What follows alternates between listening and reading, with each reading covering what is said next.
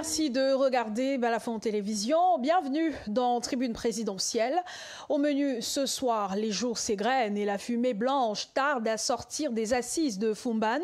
Le groupe, avec à sa tête Patricia Tomaino Ndamjoya, candidate de l'UDC à l'élection présidentielle de 2025, n'a pas encore désigné son candidat consensuel, à moins de 2 mois du scrutin. Si, dans ses communications officielles, la plateforme se veut rassurante sur la poursuite des négociations, certains acteurs évoquent ça et là des inquiétudes, égoïsme et individualisme des membres, divergence d'opinion et d'idéologie, doute sur la sincérité de certains protagonistes, pression extérieure. Les obstacles semblent nombreux et le projet de coalition donne l'impression d'être au point mort. Pendant ce temps, les pressions se multiplient. Des intellectuels appellent l'opposition à s'unir et à agir stratégiquement. Dans une récente tribune, ils enjoignent chaque formation à mettre de côté ses ambitions personnelles pour privilégier une stratégie commune, non seulement pour la présidentielle, mais aussi pour les législatives et les municipales, car, disent-ils, changer le président ne suffit pas. Parallèlement, la voix de la tradition se fait entendre. Le roi, le chef supérieur des Bamenjo, Sa Majesté Sokoudjou Jean Rameau, dans un message puissant, rappelle aux acteurs politiques leur devoir envers la communauté, le lien sacré qui unit le peuple à ses leaders. Le monarque les met en garde contre les conséquences historiques d'une trahison des attentes populaires et les exhorte à privilégier le bien commun au-dessus des intérêts individuels. Ces messages parviendront-ils à faire bouger les lignes et à convaincre l'opposition de s'unir autour d'une candidature forte? Comment sortir l'opposition de l'impasse dans laquelle elle se trouve pour enfin œuvrer ensemble en faveur du bien commun? L'analyse de nos invités est à suivre en deuxième partie d'émission, mais avant, place au journal.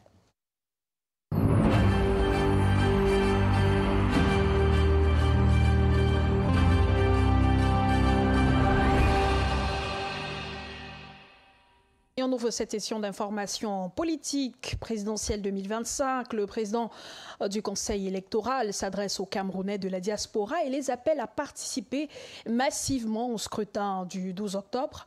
Un message lancé ce 26 août à l'ouverture de la 5e session de plein droit. À cette occasion, le docteur Reno Abraham Segbe a annoncé la tenue prochaine de la 8e concertation nationale avec pour thème présidentiel 2025, dialogue inclusif pour une participation citoyenne, une élection transparente et apaisée. Un rendez-vous qui réunira les partis politiques, la société civile, les médias, les autorités religieuses, traditionnelles et administratives. Objectif, renforcer la confiance, contrer la désinformation et promouvoir la paix. Écoutons à ce propos le président du Conseil électoral dans cet extrait sélectionné par Sébastien Oyébé. En étendant nos activités de supervision, de contrôle au-delà de nos frontières nationales, nous réaffirmons avec force le caractère inclusif du processus électoral, tout en veillant à ce que chaque Camerounais, où qu'il réside, se sente pleinement impliqué dans le scrutin, dans le destin de notre nation à travers l'élection présidentielle du 12 octobre 2025, dont les enjeux ne sont plus à rappeler. Cette mission auprès de la diaspora n'est donc pas un simple acte de contrôle, mais un message abondant d'unité, d'appartenance républicaine et de cohésion nationale. Dans un contexte marqué par des défis sécuritaires et sociopolitiques, ainsi que par la montée en puissance de la désinformation et des discours de haine sur les réseaux sociaux, cette 8e concertation nationale vise pour l'essentiel à sensibiliser les électeurs et tous les acteurs du processus électoral. De son côté, la Commission nationale pour la promotion du bilinguisme et du multiculturalisme craint une augmentation des discours de haine et de la xénophobie en cette période électorale. Une inquiétude exprimée par le secrétaire général de la Commission lors d'un atelier organisé ce mardi à l'attention des acteurs de la société civile. Au cours de la rencontre, les participants ont noté que bien que la population réagisse positivement aux efforts de sensibilisation, beaucoup estiment que l'injustice et la corruption alimentent les discours de haine et la xénophobie au Cameroun. Le compte rendu d'Olivier Fotso et Fondre des Marquez. Au Cameroun, In a meeting held in Douala to assess the work of civil society actors in the fight against hate speech and xenophobia before, during and after the presidential election, the National Commission for the Promotion of Bilingualism and Multiculturalism explained the rationale behind the working session. According to them, the session is vital given the rise in hate speech this year. In 2025, as you very well know, an electoral year, the likelihood, the tendency is that there will be a rise in hate speech and xenophobia. It is something natural. There is no surprise in it.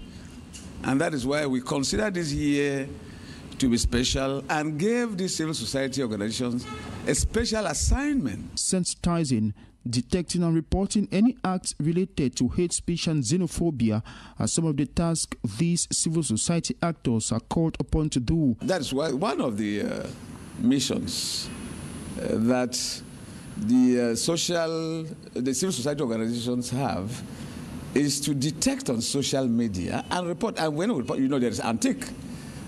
If any organ, any person overdoes it, we have the possibility of suspending the contribution of that person, the participation of that person in any social media channel. Barrister Charlotte Chakunte, representing the Association of Lawyers for Social Integrity, recounted difficulties she has encountered so far in talking to the population. No, if I have difficulty in when I'm doing my work, I will call the leader and tell him that in this way we have this difficulty. We cannot do everything. What we have to do is to sensibilize and to report. Yes, somebody can choose to continue in the hate speech, and we have to report. Following the assessment working session, these civil society organizations plan to visit neighborhoods, churches and other social gatherings to sensitize and educate the population against hate speech and xenophobia. Presidential Minute.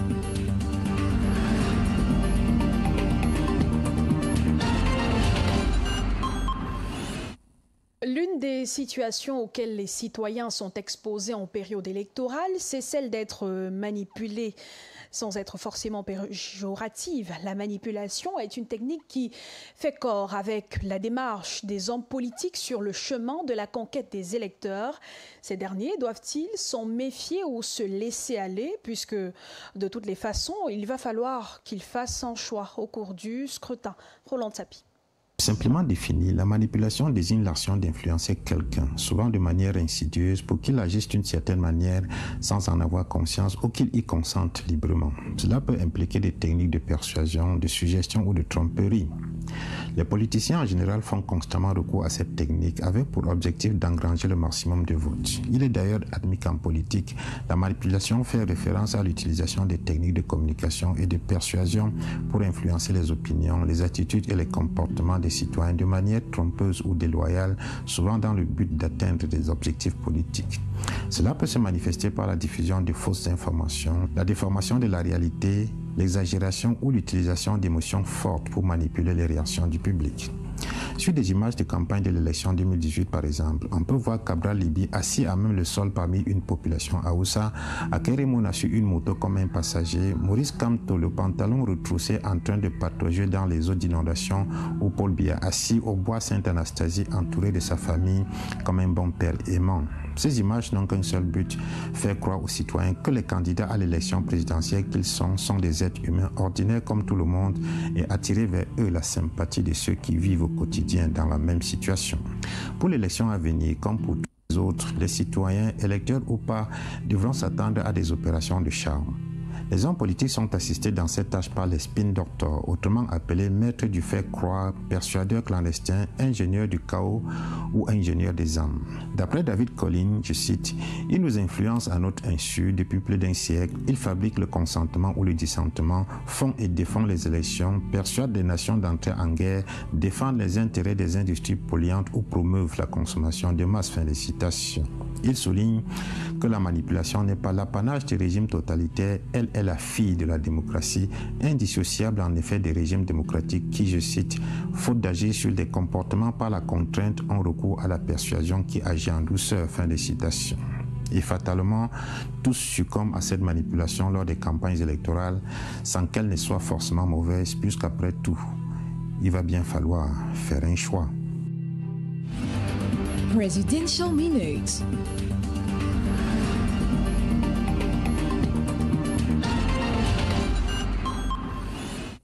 À quelques semaines de la présidentielle 2025, l'association de lutte contre les violences faites aux femmes présente un chapelet de doléances adressé aux 12 candidats à l'élection présidentielle. On reviendra tout à l'heure sur ce chapelet de doléances. Mais revenons dans l'actualité d'hier, lundi, où les habitants de New Bell à Douala reconnaissent avoir jeté des pierres aux pompiers en raison de leur arrivée tardive sur les lieux de l'incendie enregistré lundi soir dans le quartier. Moins de 24 heures après le sinistre, les personnes touchées déplorent les pertes matérielles et financières qu'elles ont subies après que des flammes aient ravagé tout un complexe. Loïc Tegia et Fondre des Marquez sont descendus sur les lieux ce mardi matin. Voici le reportage.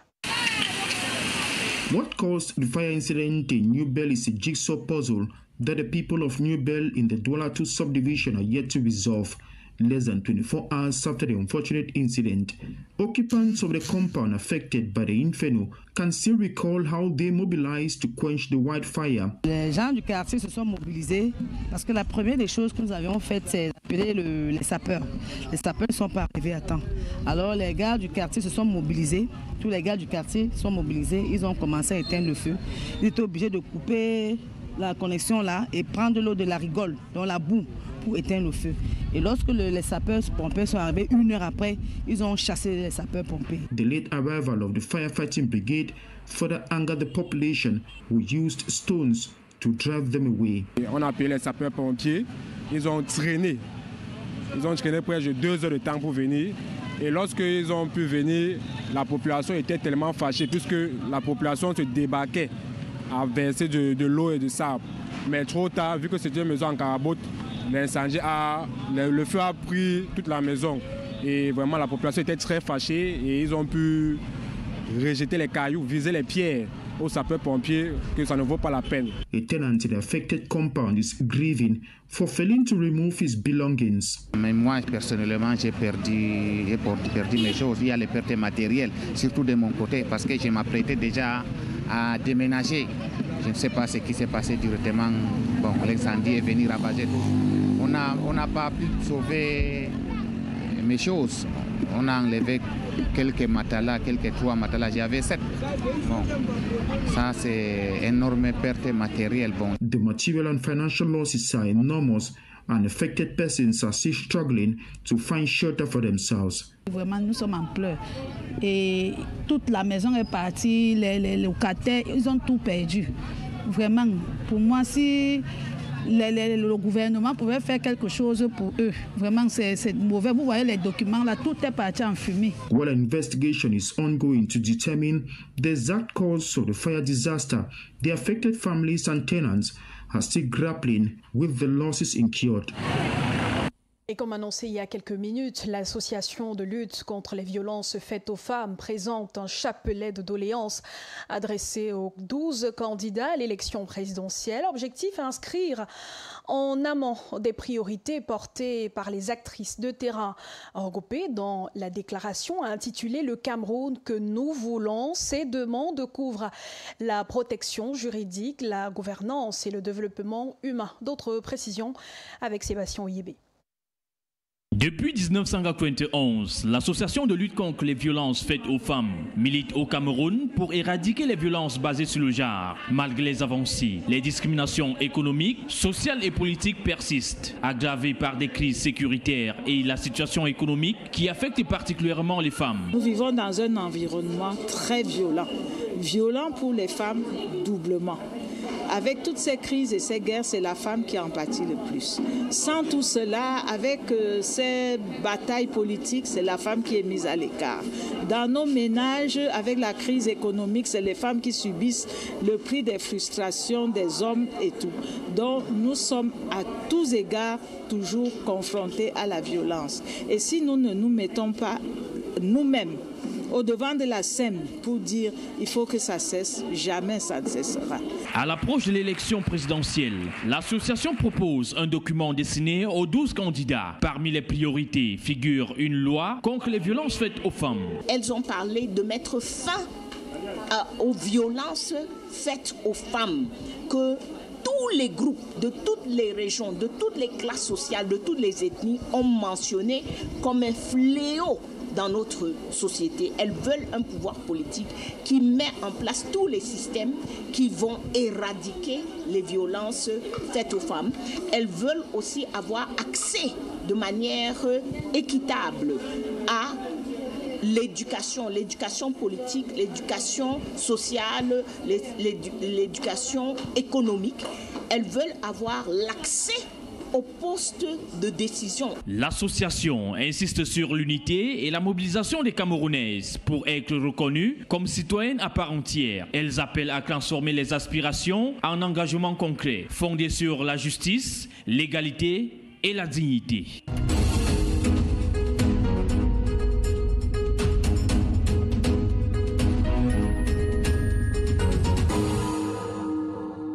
Bienvenue dans la deuxième partie de Tribune présidentielle. L'opposition camerounaise est-elle dans une impasse concernant la formation d'une coalition et la désignation d'une candidature consensuelle et unique face à Paul Biya du RDPC? Tous les frémissements de concertation entre ces acteurs politiques n'ont jusqu'ici abouti à rien.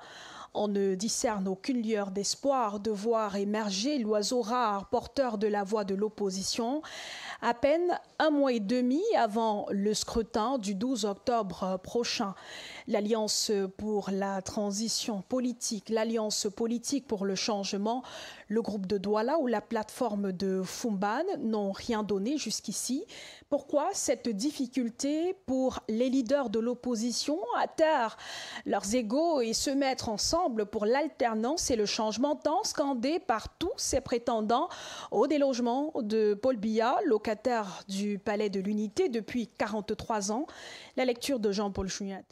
De toutes les élections présidentielles, depuis la première de 1992 sous l'ère pluraliste, déjà 2 générations d'opposants camerounais n'ont jamais parlé d'une même voix, même si déclarant tous devant le peuple leur ambition de faire partie Paul Biya au pouvoir depuis 43 ans. Plusieurs dynamiques de coalition pour le changement se sont toujours soldées par des désaccords égoïstes de dernière minute, où chacun préfère faire cavalier à part, se croyant être le bon candidat à tenir tête à l'homme du 6 novembre 82 aux différents scrutins. Au-delà de la fraude que tous dénoncent, la désorganisation de l'opposition semble systématique et même systémique, visiblement condamnée à ne jamais s'entendre, bien que tous hurlant sur les toits qu'ils se battent pour l'alternance à la tête du pays.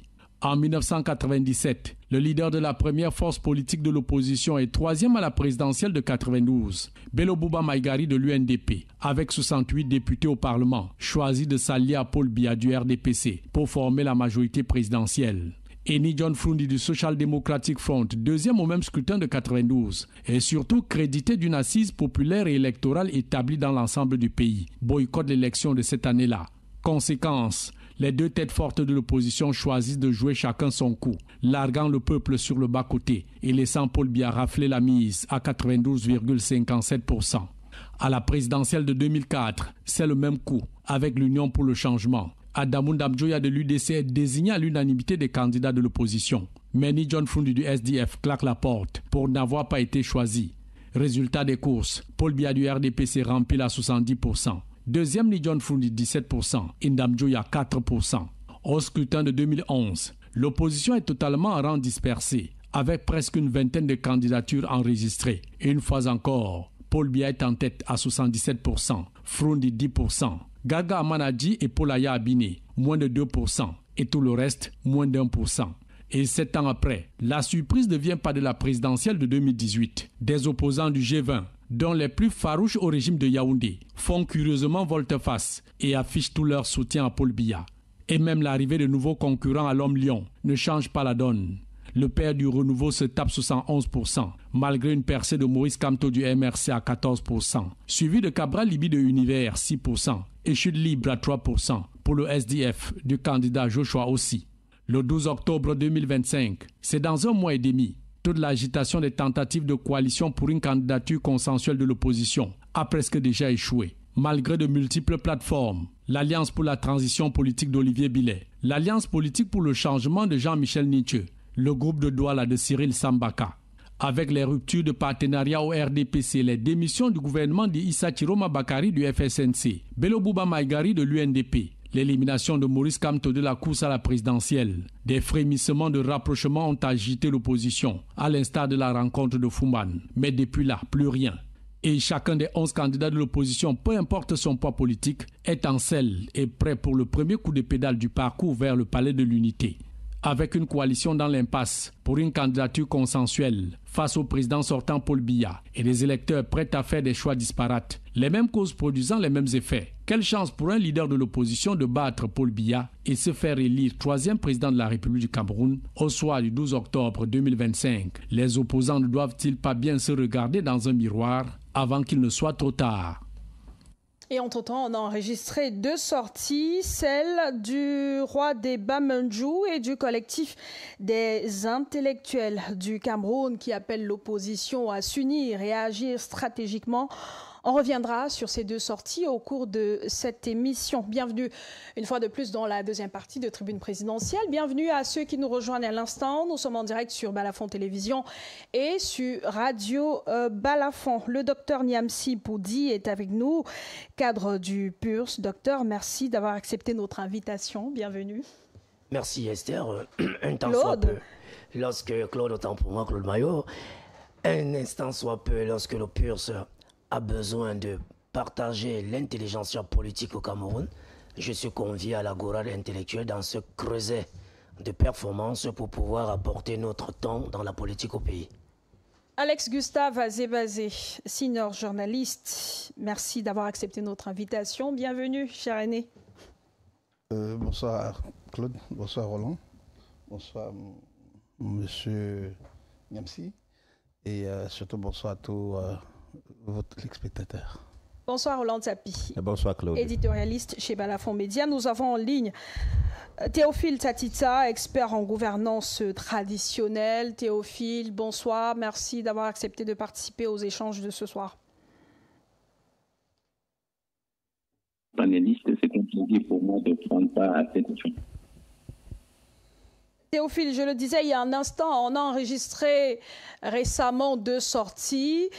La sortie du collectif des intellectuels du Cameroun et celle du roi des Bamendjou, Sa Majesté Sokudjou Jean Rameau. Sa Majesté Sokudjou Jean Rameau, qui avait d'ailleurs reçu le groupe de Fumban, c'était il y a quelques semaines déjà. Mais Fumban, jusqu'ici, peine à s'accorder pour désigner un candidat consensuel. Vous avez lu le message du roi Sokudjou. Est-ce qu'il s'agit d'un ultimatum, selon vous? Mais disons qu'il s'agit d'un souhait. Il s'agit, si on parle d'un chef d'interpellation. Mais ce qu'il faut observer, c'est qu'il ne revient pas forcément aux candidats à une élection présidentielle de choisir parmi eux un candidat. Lorsqu'on parle des intellectuels, lorsqu'on parle des membres de la société civile, ça veut dire qu'il s'agit de personnes qui peuvent s'élever pour éclairer l'opinion sur le choix d'un des candidats. C'est-à-dire, l'une des approches aurait été que le groupe d'intellectuels interprète, n'est-ce pas, ou du moins ce qui va diviser le profil des différents candidats pour en présenter un qui peut donner satisfaction, ne serait-ce que de par son parcours. Les candidats ne sont pas ceux qui ne vont pas voter, ils vont pas se voter en tout, mais c'est le public, c'est le peuple camerounais qui va voter quelqu'un. Alors donc, un groupe d'intellectuels pour faire un travail sérieux qui est celui de plucher, n'est pas le profil des candidats et de dire, puisque vous voyez, eux se déclarant soit apolitiques ou partisans d'un mouvement malheureusement, peuvent justifier leur choix à travers le profil, parce que tous les candidats sont arrivés à la candidature, chacun pour, peut-être par une procédure de commande de candidature, ça peut se faire, ou pour leur propre volonté. Donc, l'une des issues peut être le positionnement, non pas pour cette élection en cours, à venir, mais pour des élections beaucoup plus à venir dans les années prochaines. Donc, il y a des candidats qui construisent leur carrière. Et sur ce coup-là, n'ont aucun intérêt à faire coalition. Ils ont à mesurer leurs forces. Donc, ils sont là pour faire des essais pour leur expérience personnelle ou pour l'expérience de leur propre parti. Parfois, ils peuvent être candidats pour répondre à une commande. Une commande qui peut être une commande de division de l'opposition, une commande de présence ou de ralliement. Alors, donc, on ne va pas être dupe quant à la présence des candidats. Ils étaient 84. Certains étaient là pour amuser la galerie, on peut dire. D'autres ont été retenus parce que ils ont eu à faire une assise électorale. Certains sont là pour confirmer leur position avec de vrais intérêts pour l'élection locale l'année prochaine. Donc, il ne faut pas attendre de ceux-là que par une baguette magique, ils puissent aller dans le sens de la coalition. Donc, ça, c'est pour les intellectuels qui auraient pu éplucher les profils. Et évidemment, sur ce coup-là, on peut voir que parmi les candidats, il y a l'un qui se démarque, qui d'ailleurs se trouve être le président du parti le plus positionné. Mais ça, ne serait-ce que sur le plan local, il s'agit de l'UNDP, par exemple, qui a une assise de candidat, le président a une certaine assise qui a évolué avec le gouvernement. Et on parle de l'âge du président en poste, il peut être un bon candidat. Et ça, s'il s'agit de bagarre de doyen, il peut être un bon candidat. Alors, s'il s'agit du parcours, il a évolué à la fois avec l'ancien système, le président a eu avec le nouveau.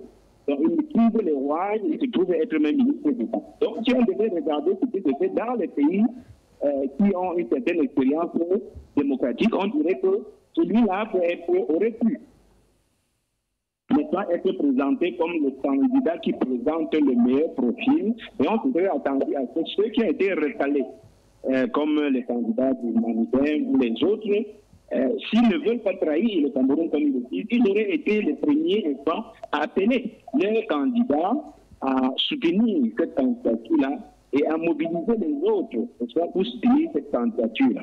Théophile Tatita, vous avez pris le cas du candidat de l'UNDP, Bello Bouba Maïgari, mais ce dernier jusqu'ici on l'a pas vu avec les membres du groupe qu'on a baptisé le groupe de Fumban.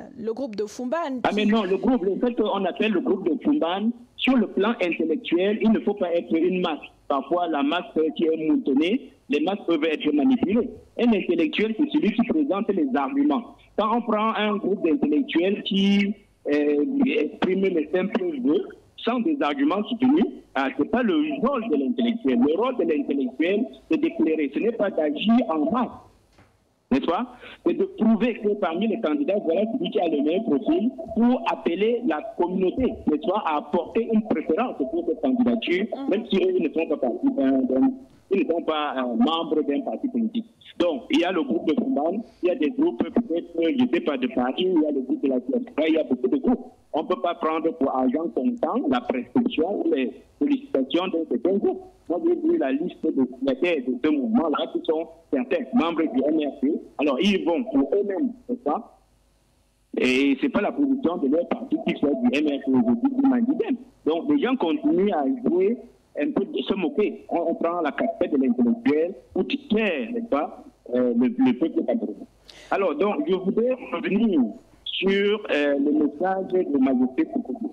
Oui. Sur le plan traditionnel, si on regarde le statut du siège présidentiel au Cameroun, on parlerait peut-être plutôt d'un trône maudit, si vous voulez, ou d'un trône qui a été transformé par les chefs traditionnels, d'un siège présidentiel transformé par les chefs traditionnels en un trône. C'est là tout le problème du Cameroun. C'est-à-dire qu'au Cameroun, on n'a plus à faire, on n'a pas de challenger à un président, mais on a des challengers qui vont contre un homme qui se trouve être une personnalité traditionnelle, une personnalité mystique. Alors, on se souvient que juste après son accession à la présidence de la République, il y a un mouvement qui a commencé par le village où vous-même vous êtes situé, Balafon. Peut-être ça parcourt aussi, ça concourt à la puissance, n'est-ce pas, du Balafon, qui est situé en Bagna. On se souvient que le président de la République a été plongé dans le Bagna. Et ensuite, il a été consacré dans différentes chefferies. Donc, pour ainsi dire, le siège présidentiel a été transformé en un trône. Le président Paul Biya aujourd'hui n'est plus un simple président, ben, il est une sorte de roi pour le Cameroun. Et vous savez, on est roi à vie. Et parfois, certaines personnes qui reconnaissent, n'est-ce pas, la consécration royale d'une personnalité vont se refuser d'aller contre lui. Donc, le siège où la politique du Cameroun a été engluée, a été dominée par la mystique traditionnelle. De sorte qu'il est difficile même pour le président Paul Biya lui-même de vouloir quitter le pouvoir, puisqu'il a été fait roi. Donc, traditionnellement ou mystiquement, si vous voulez, on a affaire aujourd'hui à un roi au Cameroun qui peut se permettre à un moment donné de créer un président exécutif. Si vous regardez pratiquement depuis 2019, on a un président exécutif pour le Cameroun qui agit sous la bannière des hautes instructions et du mandat qui lui a été accordé. Maintenant, on a un président d'honneur ou un président, si vous voulez, officiel, qui est le président Paul Biya, donc, et qui plutôt est comme une sorte de roi du Cameroun, et qui peut régner. Justement, Théophile, compte tenu de cette difficulté à faire partir le roi, entre guillemets, Paul Biya, on a le chef des Bamendjou qui insiste sur le fait qu'on ait 11 candidats qui cheminent ensemble, qui s'accordent pour désigner un seul candidat qui sera face au roi Paul Biya, tel que vous l'avez qualifié. Il s'agit de 11 candidats qui ont chacun un projet. Ils se sont retrouvés à la candidature, certains peut-être sur commande, même du parti en face, certains d'autres pour des ambitions personnelles, pour tracer leur parcours pour l'avenir.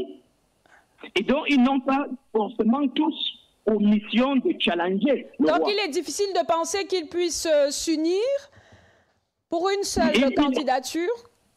Non, non. Et je crois que pour ma part, il est difficile que ceux-ci puissent s'unir, puisqu'ils ne sont pas là, de mon point de vue, pour la question, pour remporter une élection présidentielle. Chacun est là pour la plupart, pour des projets personnels. D'autres ont été suscités. Si je vois par exemple certaines candidatures ou certaines démissions qui viennent à diviser, vous vous souvenez qu'avant la convocation du corps électoral, il y a eu des mouvements par région, dont un fort mouvement s'était créé dans le Grand Nord.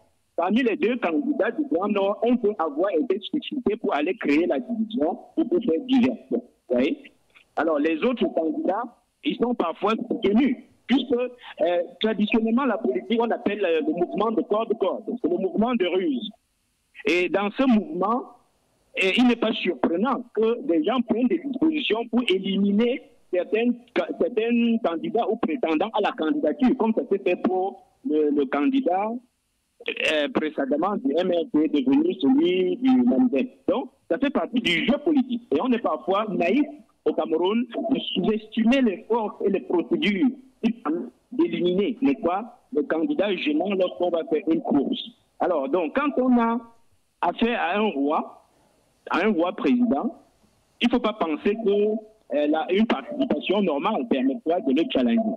Il faut faire des projections et parfois utiliser des stratégies qui sont beaucoup plus approfondies, y compris des stratégies même mystiques, n'est-ce pas, qui épousent la mystique du Cameroun.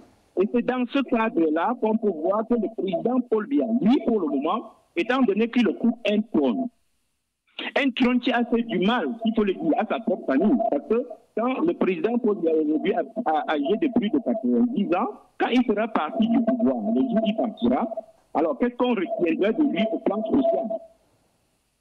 Oui, allô? Oui, on vous reçoit. Donc, je dis que le trône, le fait d'avoir transformé le siège présidentiel en un trône, n'a pas fait du bien au président Paul Biya lui-même. Ça a touché la suite de sa propre vie sociale. Hein, on se serait attendu à ce qu'au jour d'aujourd'hui, on voit un peu des enfants issus, des enfants qui sont des fils, qui sont nés sous le drapeau, prendre position dans certaines institutions. Mais au contraire, on voit qu'il a lui-même une forte opposition dans sa propre famille. C'est-à-dire, lui, sur le plan moral, il a un avis sur ce qu'on appelle l'homosexualité, qu'il appelle chose. Mais dans son propre foyer, on voit qu'il y a un enfant qui a été poussé vers des pratiques qui sont contraires à sa propre morale. Donc, ça peut faire partie de cette malédiction-là. Donc, on a un trône maudit, si on veut, au Cameroun.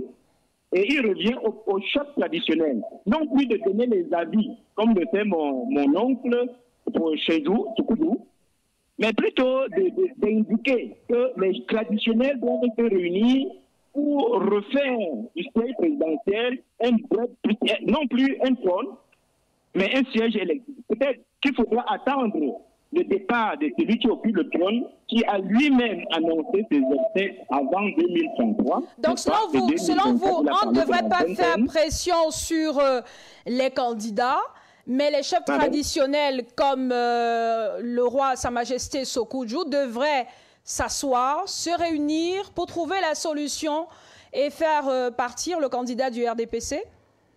Non, pas le faire partir. Il a été fait roi. Alors, quand on fait de quelqu'un un roi, il y a deux options.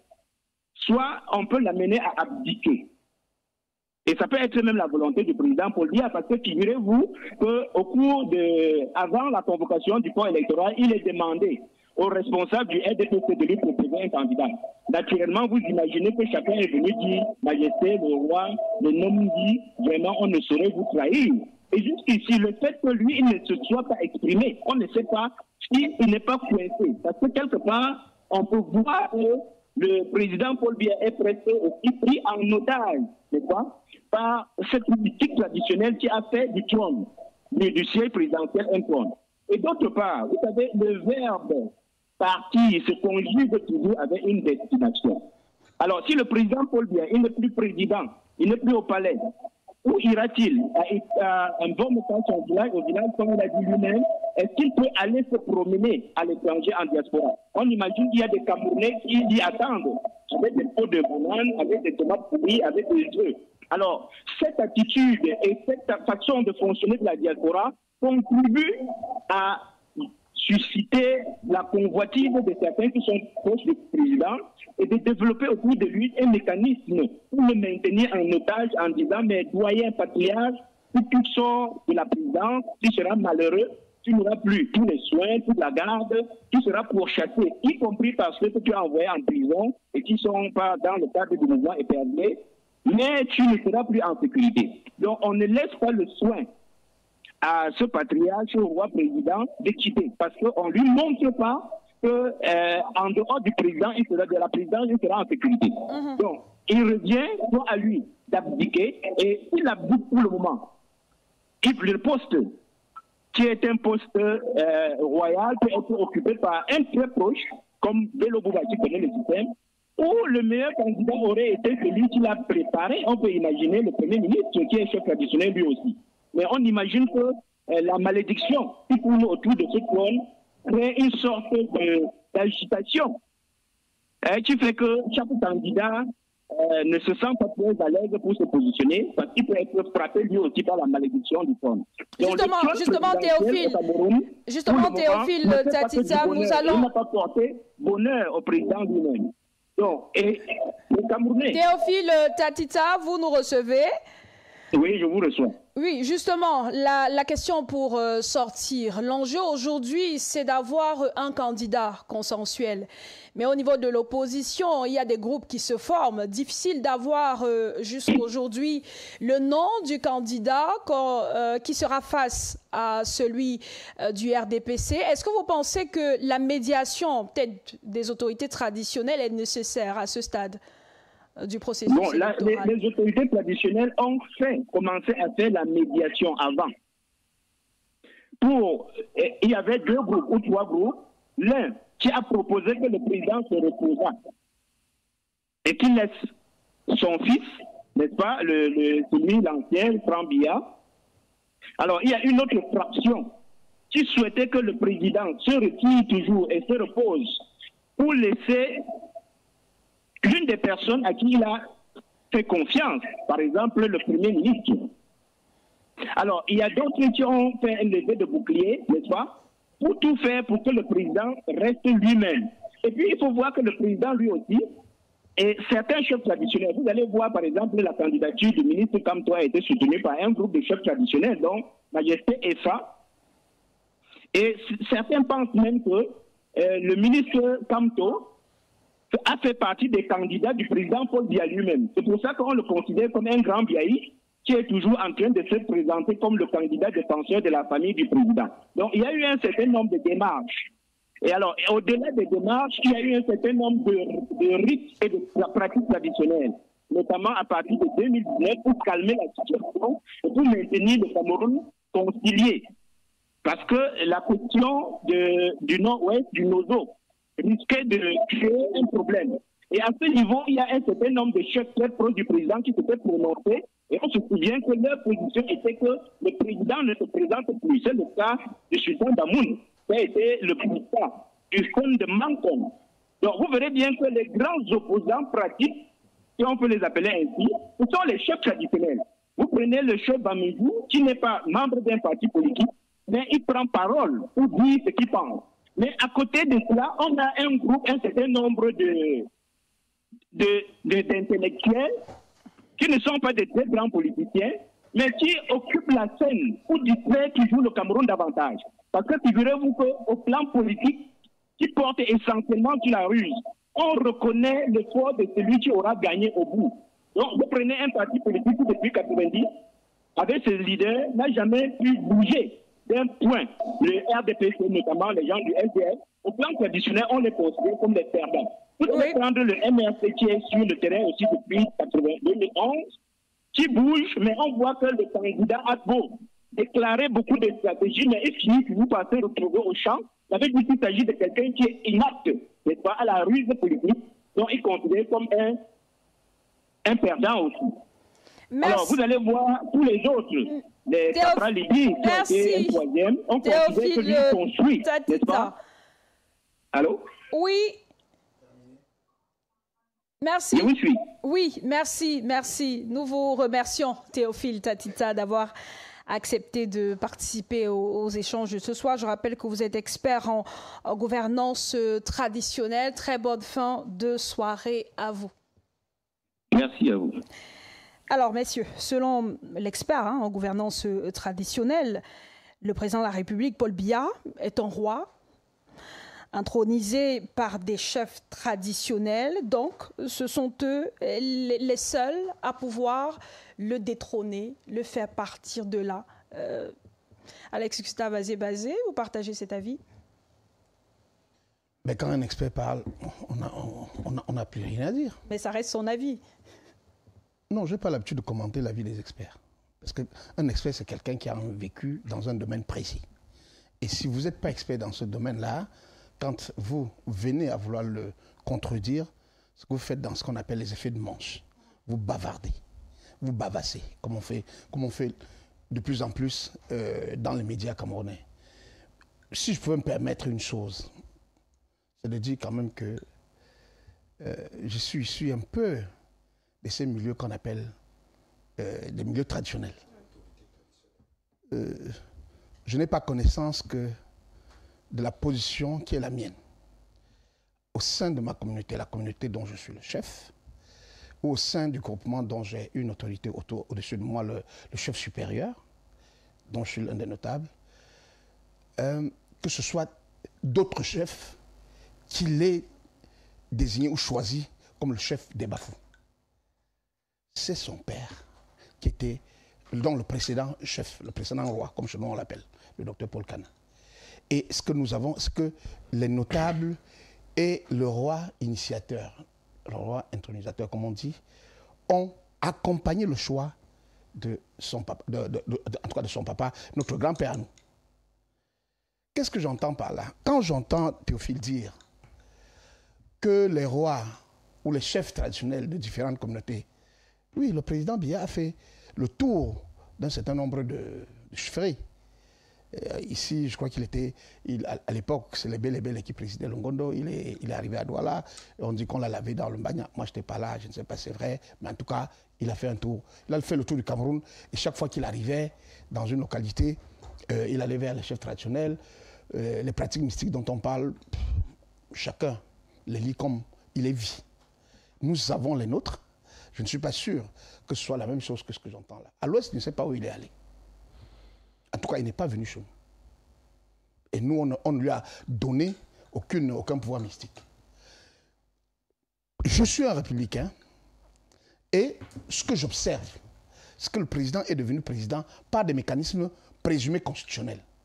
C'est-à-dire qu'en 1982, quand le président Ahidjo décide, quelle que soit la raison, de se retirer, et c'est souvent rare, c'était rare à l'époque, de se retirer de la vie publique comme président au plus haut niveau, comme président après 22 ans à la tête de l'État, il fait actionner le mécanisme de la succession constitutionnelle que lui, il avait mis en place et dont on avait vu le successeur constitutionnel, le Premier ministre, être celui-là. Certains discutent souvent de la constitutionnalité de la prestation de serment du président Biya.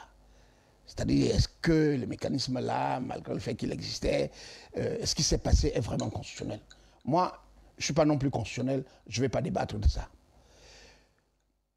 Donc je considère que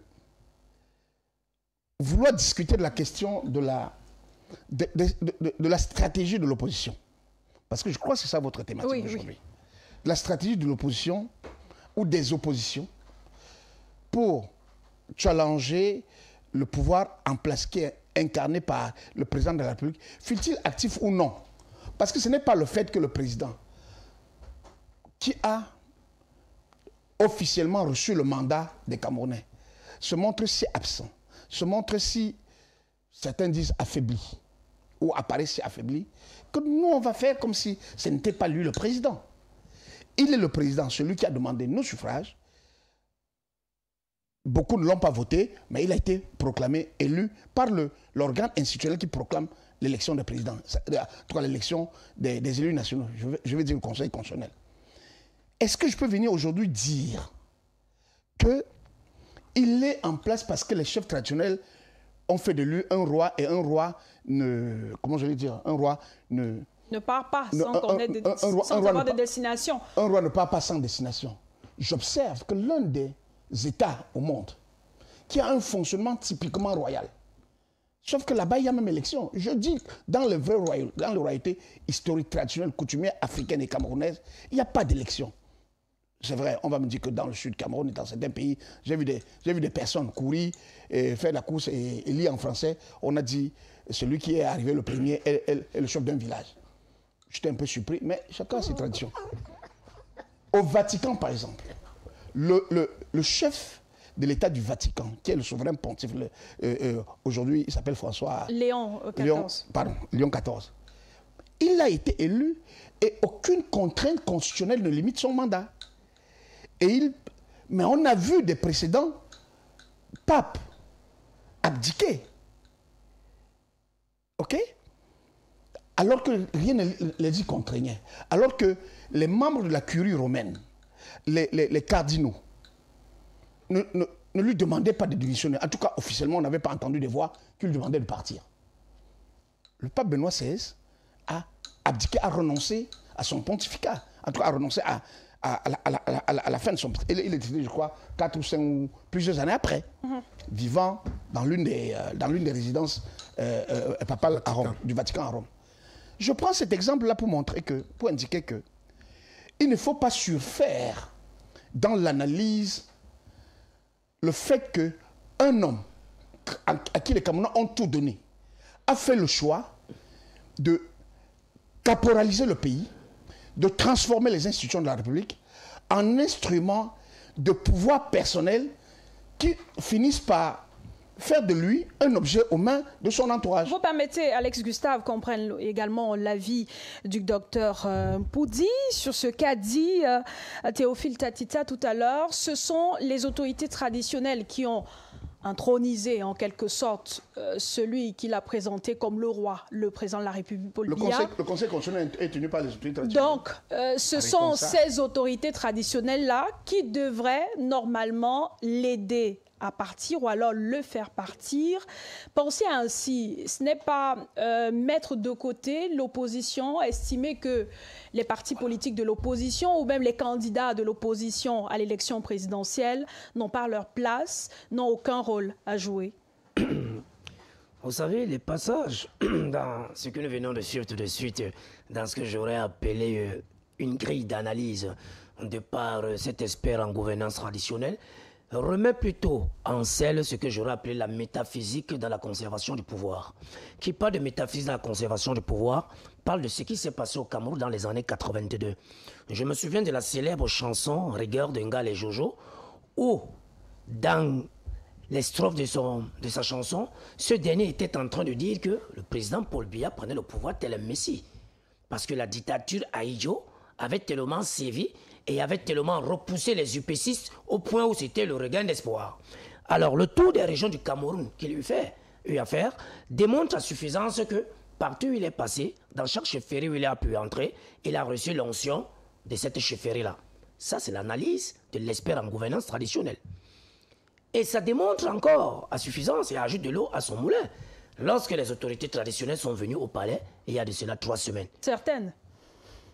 Je préfère dire les autorités. Pour le dire, ceux qui ne sont pas venus, la majorité de ces autorités nationales ayant assisté à ce balai au palais de la République, démontre encore que son analyse se focalise et se fonde sur une certaine métaphysique d'ordre spirituel pour dire que l'homme qui gouverne le Cameroun, au lieu d'être un homme comme tout homme, il est omniscient, omnipotent et régule son pouvoir tel un dieu. Voilà l'analyse de l'expert en gouvernance. Chez nous, au PURS, nous ne pensons pas cela. Nous disons tout simplement que, autant nous respectons la République, autant nous respectons les institutions de la République, autant nous demandons à tous les partis d'opposition, à tous les partis politiques du Cameroun, de regarder vers une direction, celle de faire la rupture. Pourquoi celle de faire la rupture?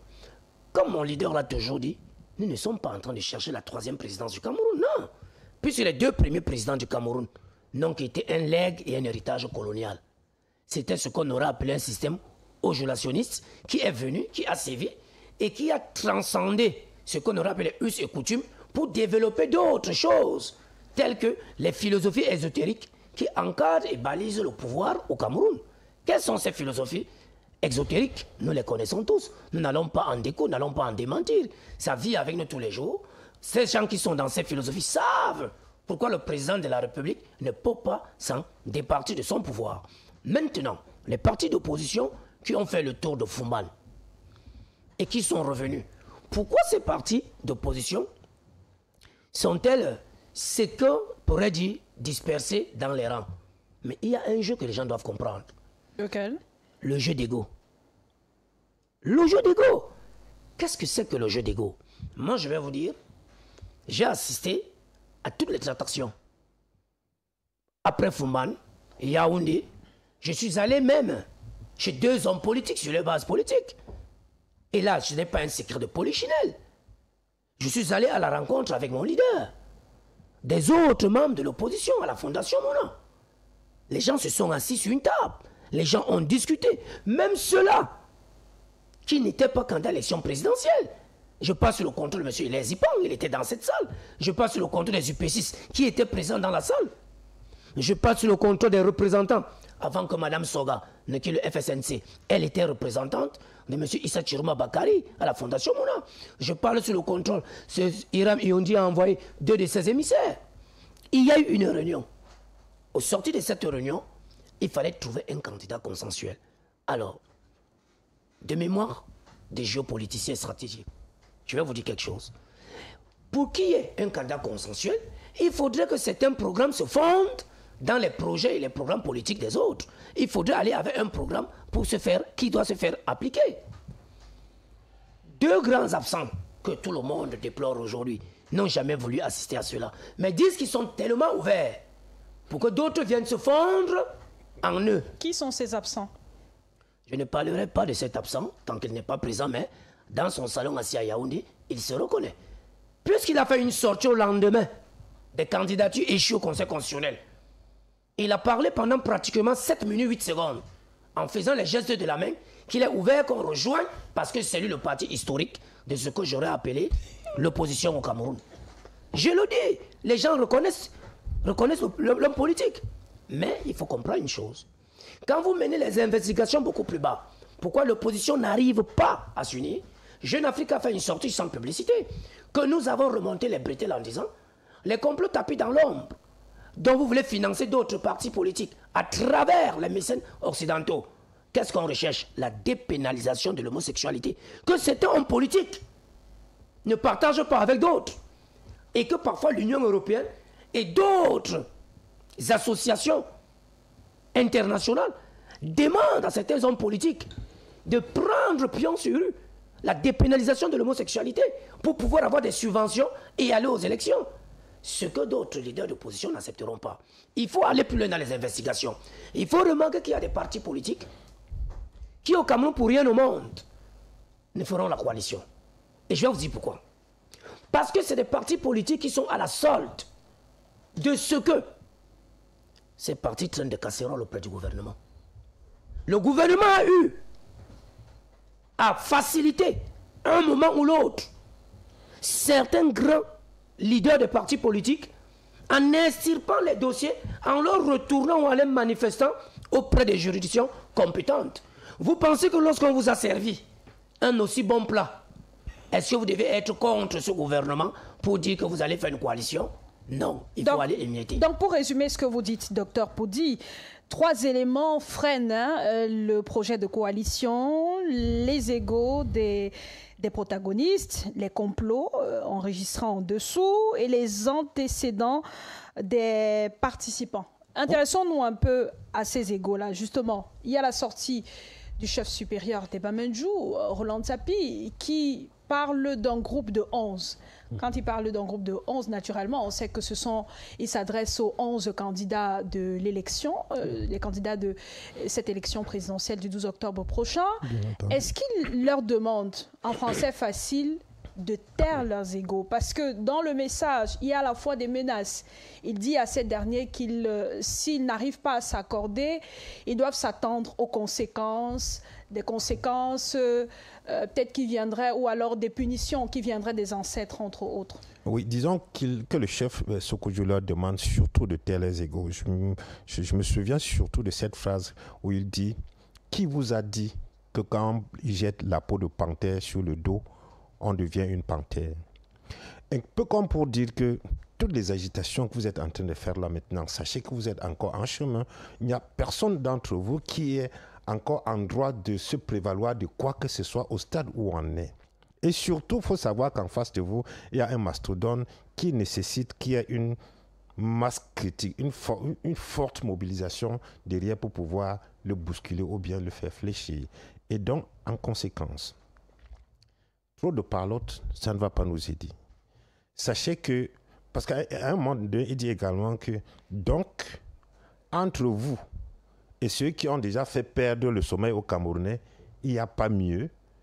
C'est des interrogations qu'il est en train de soulever tout le temps dans son message.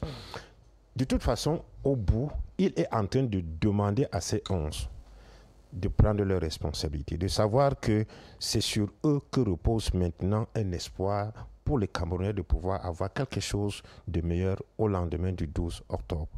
De manière simple. Voilà le message de Sékou.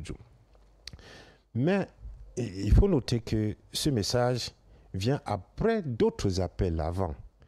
Et même avant, hier également, il y a eu un autre appel signé cette fois-là par des intellectuels, dont les Aman Mana, Jean-Pierre Bekolo, Alice Com et autres, qui, une fois de plus, un peu comme une lettre qui avait été écrite avant, qui s'adressait au Conseil constitutionnel, cette fois-là, une autre lettre qui s'adresse maintenant aux 11 candidats qui sont en face du président Paul Biya, qui leur rappelle une fois de plus la responsabilité qui est la leur. De toute façon, tout ça laisse croire que ce soit la classe traditionnelle, si on peut estimer que Sékou, lui, il représente de manière, je veux dire, sur le temps, quand même une génération de chefs traditionnels qui est restée un peu plus fidèle aux traditions, que ce soit la classe traditionnelle, que ce soit la classe intellectuelle, même comme beaucoup vont dire, voilà, c'est quelques-uns qui, mais tout le monde ne peut pas se mettre à signer une lettre.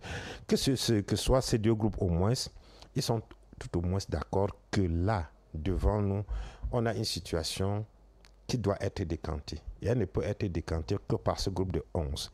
Ou plutôt, elle ne peut être décantée que si tous ceux qui composent les 11, de manière individuelle, prennent leurs responsabilités et font taire leurs égos. Mais comme disait Dr Nassim, est-ce que c'est seulement possible? C'est là toute la question. Est-ce que c'est seulement possible? Ce qu'il vient de dire conforte encore ce que le président de son parti disait, c'était hier, je crois, à Sacré Matin, qui disait, et c'était vraiment intriguant, que quand les 11 se réunissent maintenant, du moins ceux qui arrivent à se réunir, pas les 11, parce que là-dedans, il n'y a pas tout le monde. Ceux qui se réunissent jusqu'ici, 7 candidats et d'autres leaders de partis politiques de l'opposition, n'arrivent pas à s'entendre sur le minimum idéologique. Et Serge Espoir Matomba disait, par exemple, que quand ils se réunissent, il y a certains candidats qui disent que l'Union européenne a dit que, les États-Unis ont dit que, et ça le fait tiquer. Il a cité qui comme exemple? Il ne faut pas non plus écouter les histoires que les gens racontent. Pour l'instant, je suis ça reste la sortie d'un candidat. Oui, alors je suis en train de parler des propos d'un candidat qui participe. Mais vous êtes journaliste, Roland. Attendez. Il faut fact-checker ce genre de déclaration. Parce que c'est plus facile de dire, comme ça, de lancer dans la cohue. Il y a des gens qui parlent au nom de l'Union européenne ou au nom de... Alex Gustave, si vous je suis en train d'expliquer les raisons pour lesquelles on n'arrive pas à s'entendre.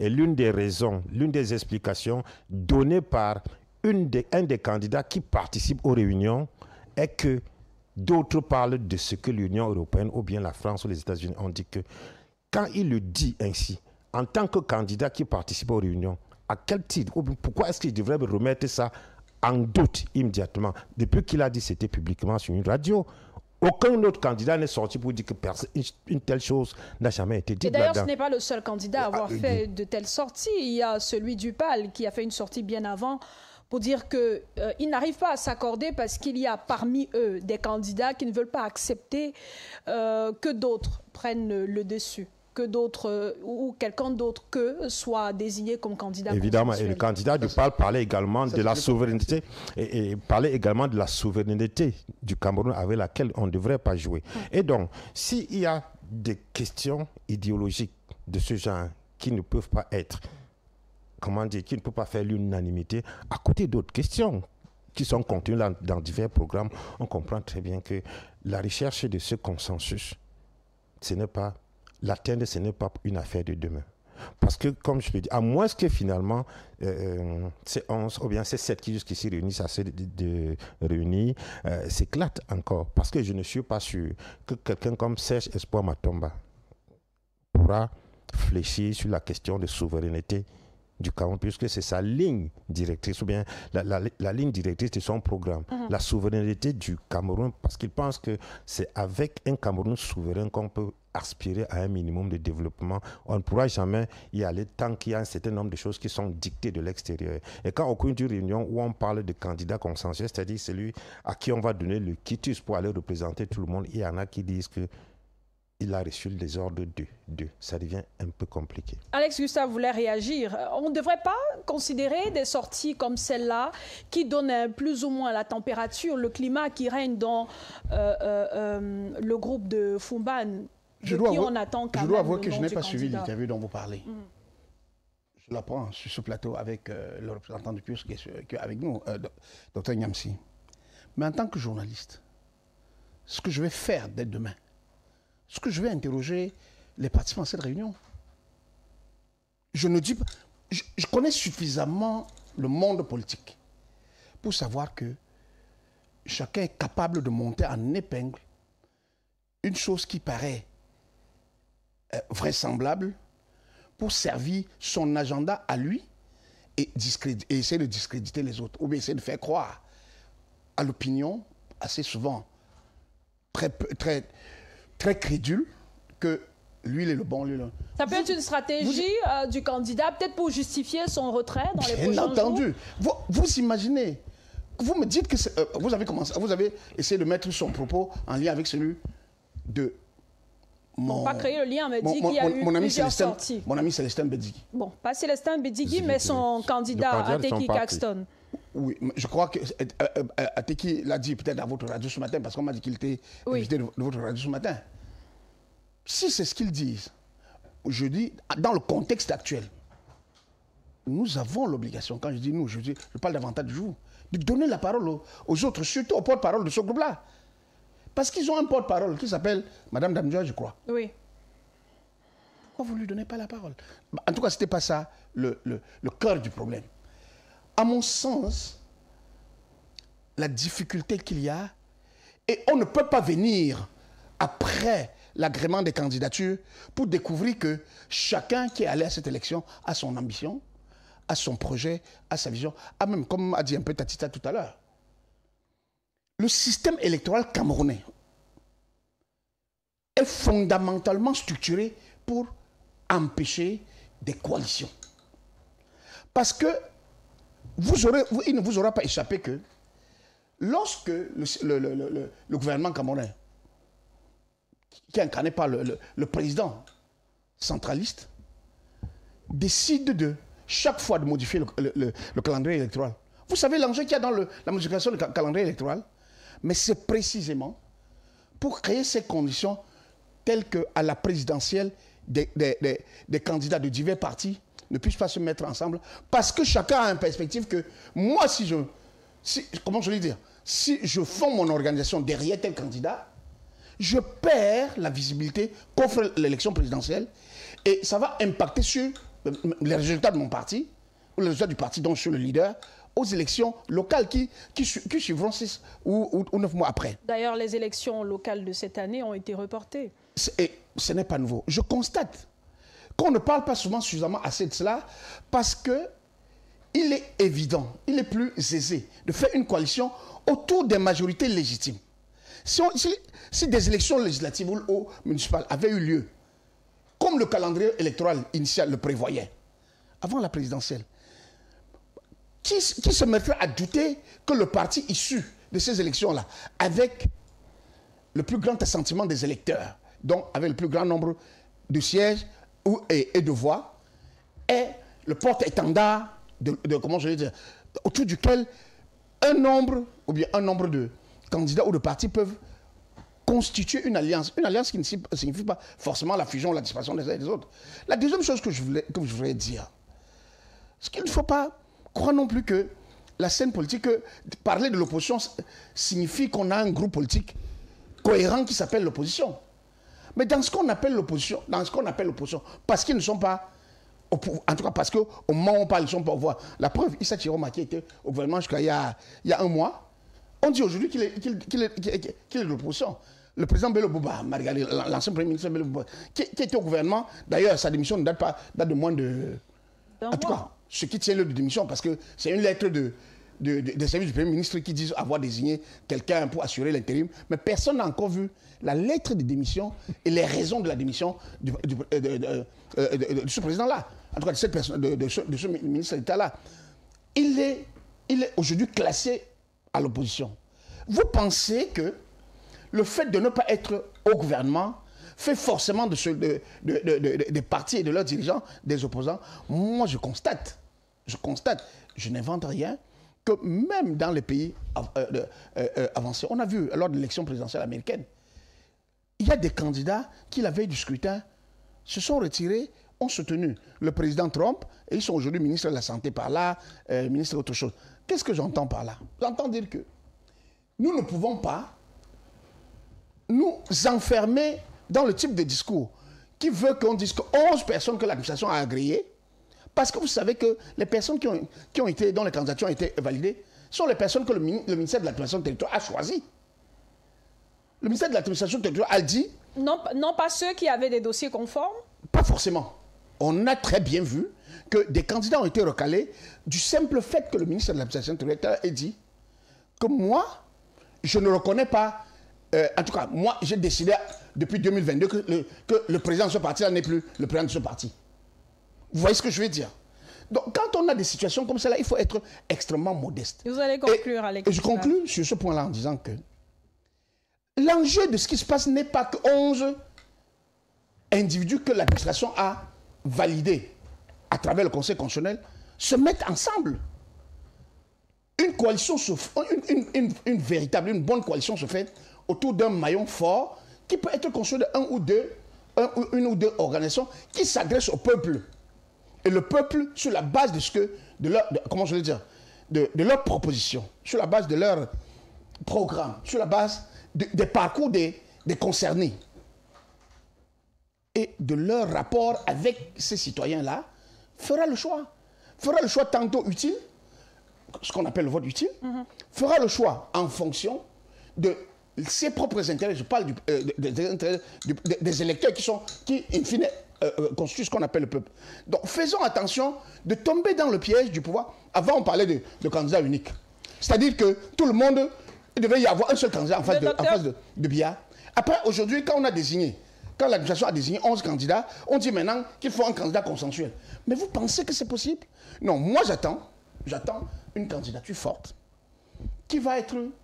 Même s'il y a 11 candidats, les Camerounais rationnels savent qu'on votera... En tout cas, moi, je sais que je voterai tel candidat parce que moi, je vais voter. C'est noté. Merci, Alex Gustave. Le docteur Poudi voulait réagir tout à l'heure sur votre avis. Vous pensez que on ne devrait pas totalement considérer, on ne devrait pas considérer entièrement des sorties comme celle du candidat du PURS qui estime que il manque un peu de sincérité dans la démarche de certains membres du groupe de Fumban, entre guillemets, qui subissent des pressions externes. Madame Kouloumayo, de mémoire de journaliste, je vais vous dire quelque chose. À un certain moment, la profession nous empêche de parler avec le cœur. La profession nous empêche de parler avec le cœur. La profession nous impose de parler avec la tête, la réflexion. De pousser la réflexion plus loin et de se dégargariser de ce qu'on aurait appelé des replis. Vous comprenez? Nous aimons tous au Cameroun. Nous avions les us et les coutumes. Je vous donne un cas patent. Êtes-vous prêts pour la dépénalisation de l'homosexualité au Cameroun? Voilà une première question. Et vous savez qu'il y a des partis politiques au Cameroun qui ont cela comme un cheval de bataille pour cette dépénalisation. Voilà un premier problème. Si moi je suis un chef traditionnel et que je suis propriétaire d'un parti politique, j'adhère à un parti politique, et que ce parti me parle de dépénalisation, quel est le regard que j'aurai envers ce parti politique dont j'ai aspiré? Le deuxième point, là où je parlais des bailleurs de fonds internationaux qui veulent faire du Cameroun ce que j'aurais appelé leur part de gâteau. Vous êtes au Cameroun, vous avez votre parti politique, vous n'avez pas de mariage territorial, vous n'avez pas d'ancrage territorial, vous n'avez aucun élu, sinon un élu dans votre circonscription intestin. Vous décidez donc de venir, que les gens viennent se fondre à vous, vous qui n'aviez pas une base élective. Voilà les problèmes qui minent la coalition au Cameroun. Pendant que d'autres acceptent de se fondre, d'autres refusent de se fondre. Je vais vous donner un exemple. Mais il fallait vous attendre à ça, forcément. Et en même temps, dans un projet comme celui-là, est-ce que c'est la vie d'un individu, d'une seule personne qui compte? Ce n'est pas la vie de la masse, de tout le groupe? Je vais aller au-delà de ma réflexion. Quel est le casting du candidat que nous voulons pour un candidat consensuel? Pendant que nous pensons que c'est cette bouteille d'eau, mais on vous dit que cette bouteille d'eau a été dans l'alliance présidentielle pendant 30 ans. Et que ça ne peut qu'être une continuité. Lorsque vous dites, il faut X ou Y, on vous dira, a-t-il déjà été un jour un élu du peuple? A-t-il déjà assisté à une élection? Alors, je vais vous donner un exemple. Vous avez l'exemple du Bénin. Quand on parle du Bénin, le peuple béninois est allé chercher un candidat consensuel à la Banque Ouest-Africaine de Développement. J'ai nommé Yaya Boni. Le peuple béninois est allé chercher Talon, quelque part. Est-ce que le peuple camerounais dans un mariage territorial, dans un consensuel, est prêt à prendre un homme de la société civile et en faire un candidat consensuel. Voilà là où les égos sont encore tombés, certains ne sont pas venus nous rejoindre. Cet homme de la société civile, ce serait le candidat de votre parti, Serge Espoir après que le Conseil constitutionnel a arrêté les candidats. Ce serait qui? Est-ce que vous savez que les partis d'opposition ont validé des candidatures de personnes qui n'avaient pas de parti? Ces gens sont issus soit de la société civile, soit c'est des personnes qui viennent de nulle part. Mais qui ont été investis par des partis. Qui ont été investis par des partis. Maintenant, lorsque nous sommes dans une réunion avec un fossile de la politique, qui a été ministre 20 ans, qui a eu des députés, qui a eu des conseillers municipaux, et lui tape la main sur la table pour dire « on se fond vers moi et non à personne d'autre ». Est-ce que la table consensuelle peut continuer? Voilà donc autant d'éléments, mais sans vous mentir, un parti comme le PUS, Peuple uni pour la rénovation sociale, est en train de faire son jeu des alliances. C'est-à-dire quoi? Il y a des partis qui ne sont pas allés aux élections présidentielles et qui n'ont pas de candidat. Ces partis nous avaient ouvert nos portes. Ces partis, tous les jours, viennent vers nous, travaillent avec nous, nous faisons des coalitions pour contrôler le vote en périphérie. Est-ce que vous avez baptisé Alliance Podol? C'est ce que nous avons baptisé Alliance Podol. Pour tous ceux-là qui ont l'essence de penser au père fondateur pour la refondation d'un Cameroun profond et pour apporter les velléités de changement. Je ne vous apprends rien. En français facile, docteur Poudi, vous dites qu'il y a des partis politiques qui ont décidé de s'allier au PURS. Oui. Maintenant, le PURS est dans une démarche avec le groupe de Fumban. Et le PURS estime qu'on ne peut pas désigner comme candidat consensuel quelqu'un qui a un parcours politique vierge. C'est ça? Ce n'est pas ce que le PURS dit. Je vous dis, dans la table... Puisque vous dites que dans le groupe de Fumban, il y a des candidats à l'élection présidentielle. Très bien. Des membres de la société civile qui ont été investis par des partis politiques. Très bien. Ceux-là sont pressentis pour être le candidat consensuel, peuvent être désignés parce que, avant tout, ils sont candidats Vous à avez l'élection. suivi mon propos, madame? Ils sont du groupe. Vous avez suivi mon propos? Allez-y. Je vous ai dit sur une table de consensus. Vous avez des partis politiques avec ancrage national. Oui. Des maires, des députés, des conseillers municipaux, un président de parti. Et d'autres partis qui n'ont qu'un seul conseiller. Et d'autres partis qui n'ont qu'un seul conseiller. Et d'autres partis dont l'ancrage et le mandat territorial n'existent pas. Et directement, un fossile de la politique camerounaise vous dit, qui est fossile de la politique camerounaise? Mais suivez mon regard. Vous dit, on le voit pas ton regard. Vous ne voyez pas mon regard? Votre regard. Alors, ce sont ceux-là qui sont venus à cette réunion et ont envoyé des émissaires et ont claqué la porte au lendemain et se sont levés en disant, sans plus attendre que ceux de Fumban sortent un candidat pour dire je suis candidat et tout le monde vient s'aligner derrière moi. Mais je pense que ma déclaration est riche et montre à suffisance et vous oriente pour que vous regardez comment le Landerneau au soir de Fumban s'est reconfiguré pour pouvoir dire que on ne peut pas aller ensemble. Pourtant, Serge Espoir Matomba a bien ouvert ses mains. Serge Espoir Matomba a ouvert son parti, a ouvert son idéologie et a demandé qu'on vienne regarder le programme, le projet sociétal. Et Serge Espoir Matomba savait qu'au sein de Fumban, on allait aller à un critère sélectif. Et Serge Espoir Matomba était prêt à croire et à dire que si ce n'est pas lui qui serait celui-là de la coalition, il accompagnerait celui que Fumban choisirait. Je pense que c'est en ce républicain-là, en cette mémoire-là, que Serge Espoir Matomba agit. Mais sauf que, une fois de plus, il a été doublé à l'axe lourd. Il a été doublé pourquoi? Parce que lorsqu'il est assis, il fait des réunions, il multiplie les tractations, il va à la rencontre des hommes politiques pour dire, nous devions aller à une seule voie. Directement, ceux qui ont envoyé les émissaires ont fait des communiqués de presse, ont fait des conférences de presse, pendant que Serge Espoir Matomba est assis, en train de faire un travail de mariage territorial, d'ancrage territorial. C'est l'un des Bamenda qui a envoyé son émissaire, qui sort directement le premier qui est candidat. Et qu'est-ce qu'il va faire? Il va directement rencontrer l'autre qui n'est pas venu de Bamenda. Celui-là, en politique, n'a jamais fait une réunion avec plus de 15 personnes. Et lorsque madame, qui a été exclue du FSNC, madame Soga, a voulu parler, on a directement traité madame Soga de autre chose et elle a été radiée du parti. Alors, autant d'éléments... Vous allez conclure. Autant d'éléments qui m'amènent à percer et à crever l'abcès pour dire que, regardez comment la politique s'est passée ces 3 dernières semaines. on a muselé certains candidats, je vais dire certaines élites du parti, certains partis politiques ont exclu de leur rang dans ce qu'on appelle les démarches politiciennes à la recherche d'un électorat. On a sacrifié des militants à la recherche d'un électorat. Et aujourd'hui, on veut indexer le PURS. Le PURS, il reste républicain. Nous sommes ouverts. Vous toquez notre porte, on vous l'ouvre. Mais nous sommes sur 3 piliers. Le premier pilier, quand vous arrivez, déposez votre go sur la porte et qu'on parle face à face. Le deuxième pilier. Le deuxième pilier, la dépénalisation de l'homosexualité doit être posée sur la table. Et le troisième. Et le troisième pilier, c'est qu'il faut trouver les critères de choix, le casting de choix pour le candidat consensuel. C'est noté.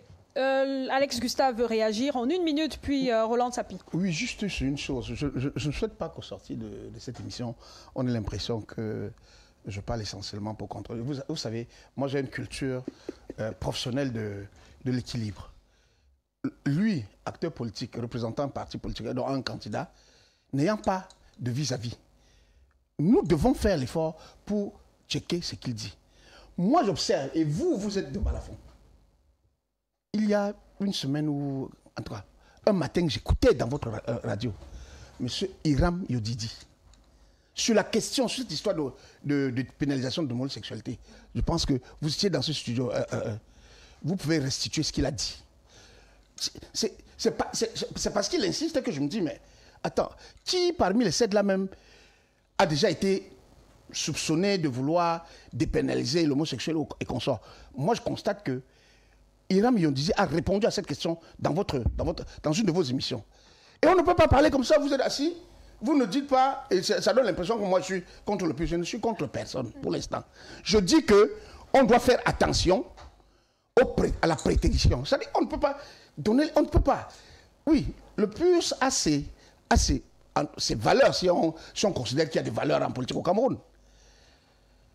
Mais le PURS ne peut pas donner l'impression que un candidat qui dit, et moi j'ai écouté cette émission-là, qu'il pense que la question de l'homosexualité n'est pas centrale dans le débat politique au Cameroun aujourd'hui. Parce qu'il a même parlé des infrastructures routières, de l'école, des hôpitaux. Bon, je l'ai entendu, c'était dans votre émission. La situation de la diaspora. La situation de la diaspora et tous les Camerounais qui partent par charrette à l'étranger aujourd'hui, perdant la ressource humaine que les parents et l'État ont durement financé, que nous devons adresser ça pendant cette campagne. Mais que venir parasiter le débat avec les histoires d'homosexualité alors que personne, en tout cas les lois camerounaises, jusqu'à plus ample informé, répriment les actes d'atteinte à la pudeur qui se cachent derrière ce qu'on appelle les pratiques homosexuelles. Voilà ce que j'ai compris. Maintenant, on vient faire comme si ça peut être un sujet de comment je l'ai dit, de choix ou de détermination au sein de ce que les gens appellent le groupe de Fumban ou un groupe de coalition. Non. Sachons que il n'y a pas un jour où il y aura 11 candidats qui vont se fondre derrière quelqu'un.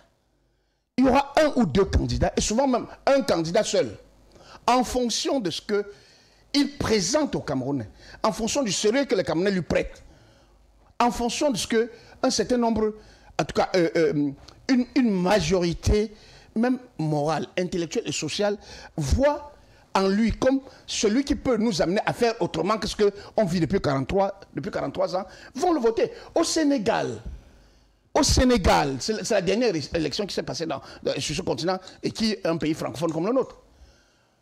Mais on racontait qu'il y a 6 ans, il n'y a pas de candidat unique. Mais le candidat Diomaye Faye, qui n'était pas connu, celui qui était connu s'appelait Sonko. Je veux dire pour leur parti. A été présenté par son parti, un parti qui était d'ailleurs dissous, a été présenté comme candidat indépendant et ce pays-là autorise les candidatures indépendantes avec les signatures, un certain nombre de signatures des citoyens, de parrainage citoyen. Il a été élu au premier tour de l'élection présidentielle, battant les 16 ou 17 autres candidats, y compris le candidat de la coalition présidentielle, parce que la coalition Bouriaka, la coalition du président Macky Sall, soutenait son premier ministre. Il a été battu, le candidat de l'ancien, en tout cas, du PASTEF dissous, a obtenu quand même 54% de voix. Donc Arrêtons la fétichisation de l'histoire de candidature consensuelle et unique dans un pays où nous ne faisons rien pour que le système électoral soit transparent, qu'il assure le principe de one man, one vote et le décompte des votes exprimés par les Camerounais. Voilà le vrai problème du système électoral. Merci Alex Gustave Azébazé. Le docteur Niamsi Poudi a parlé des critères de choix du candidat consensuel Roland Tapi. Les membres du groupe de Fumban n'arrivent pas à s'accorder sur le profil du candidat qui sera désigné. On a par exemple le collectif des intellectuels qui a essayé de dresser le profil, de présenter le profil du candidat fédérateur. C'est ainsi qu'ils l'ont baptisé.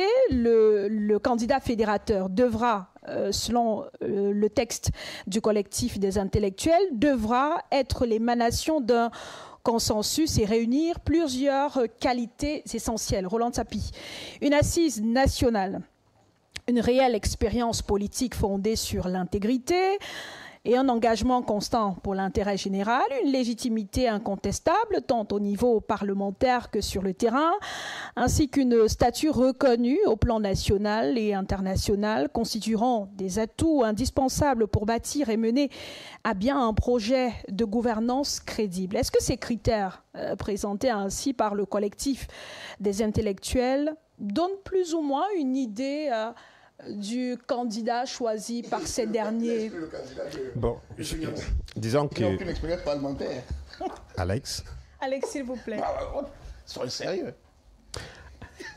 Disons que c'est le souhait de ce collectif, de même qu'on a eu avant le souhait des hommes d'église qui, dans une note, dans une lettre de la conférence épiscopale nationale, avait également décrit le descriptif de celui qui représenterait le profil acceptable d'après eux.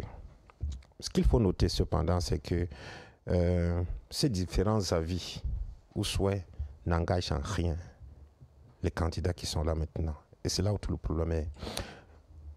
Et je voulais également rappeler que jusqu'ici, on parle des éléments qui peuvent, ou bien qui sont des obstacles à une éventuelle entente au sein du groupe de Fumban. Parce qu'en réalité, parlons du groupe de Fumban. Quand on parle de 11, là, c'est comme si tous les 11 se réunissent pour chercher un candidat consensuel, alors que ce n'est pas le cas du groupe de Fumban.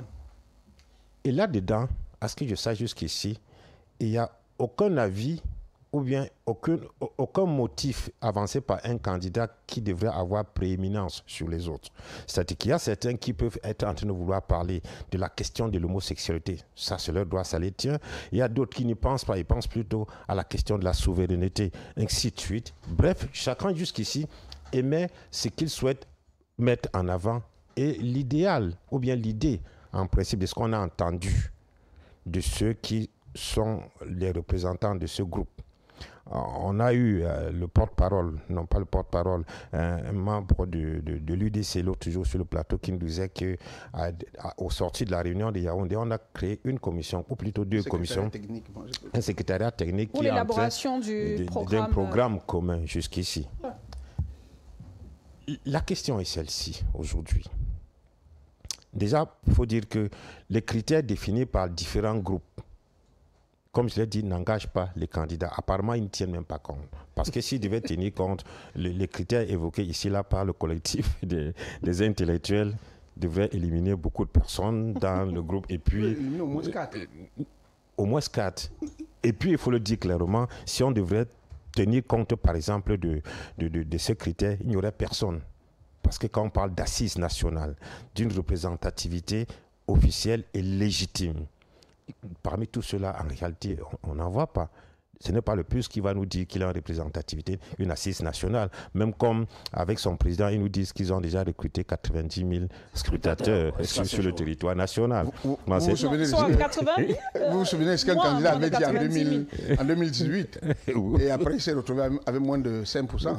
Évidemment, non, nous avons subi une cabale en 2018. Non, je ne vais pas parler de donc c'est pour dire qu'à côté, justement, à côté des souhaits des différents groupes qui veulent, je crois sincèrement que sorte de ces réunions quelqu'un qui aurait une relative légitimité auprès du peuple et une relative je vais dire quoi, un relatif assentiment de ceux qui sont autour de lui, surtout dans le but de rassembler autant que faire se peut le minimum de voix qu'on peut avoir.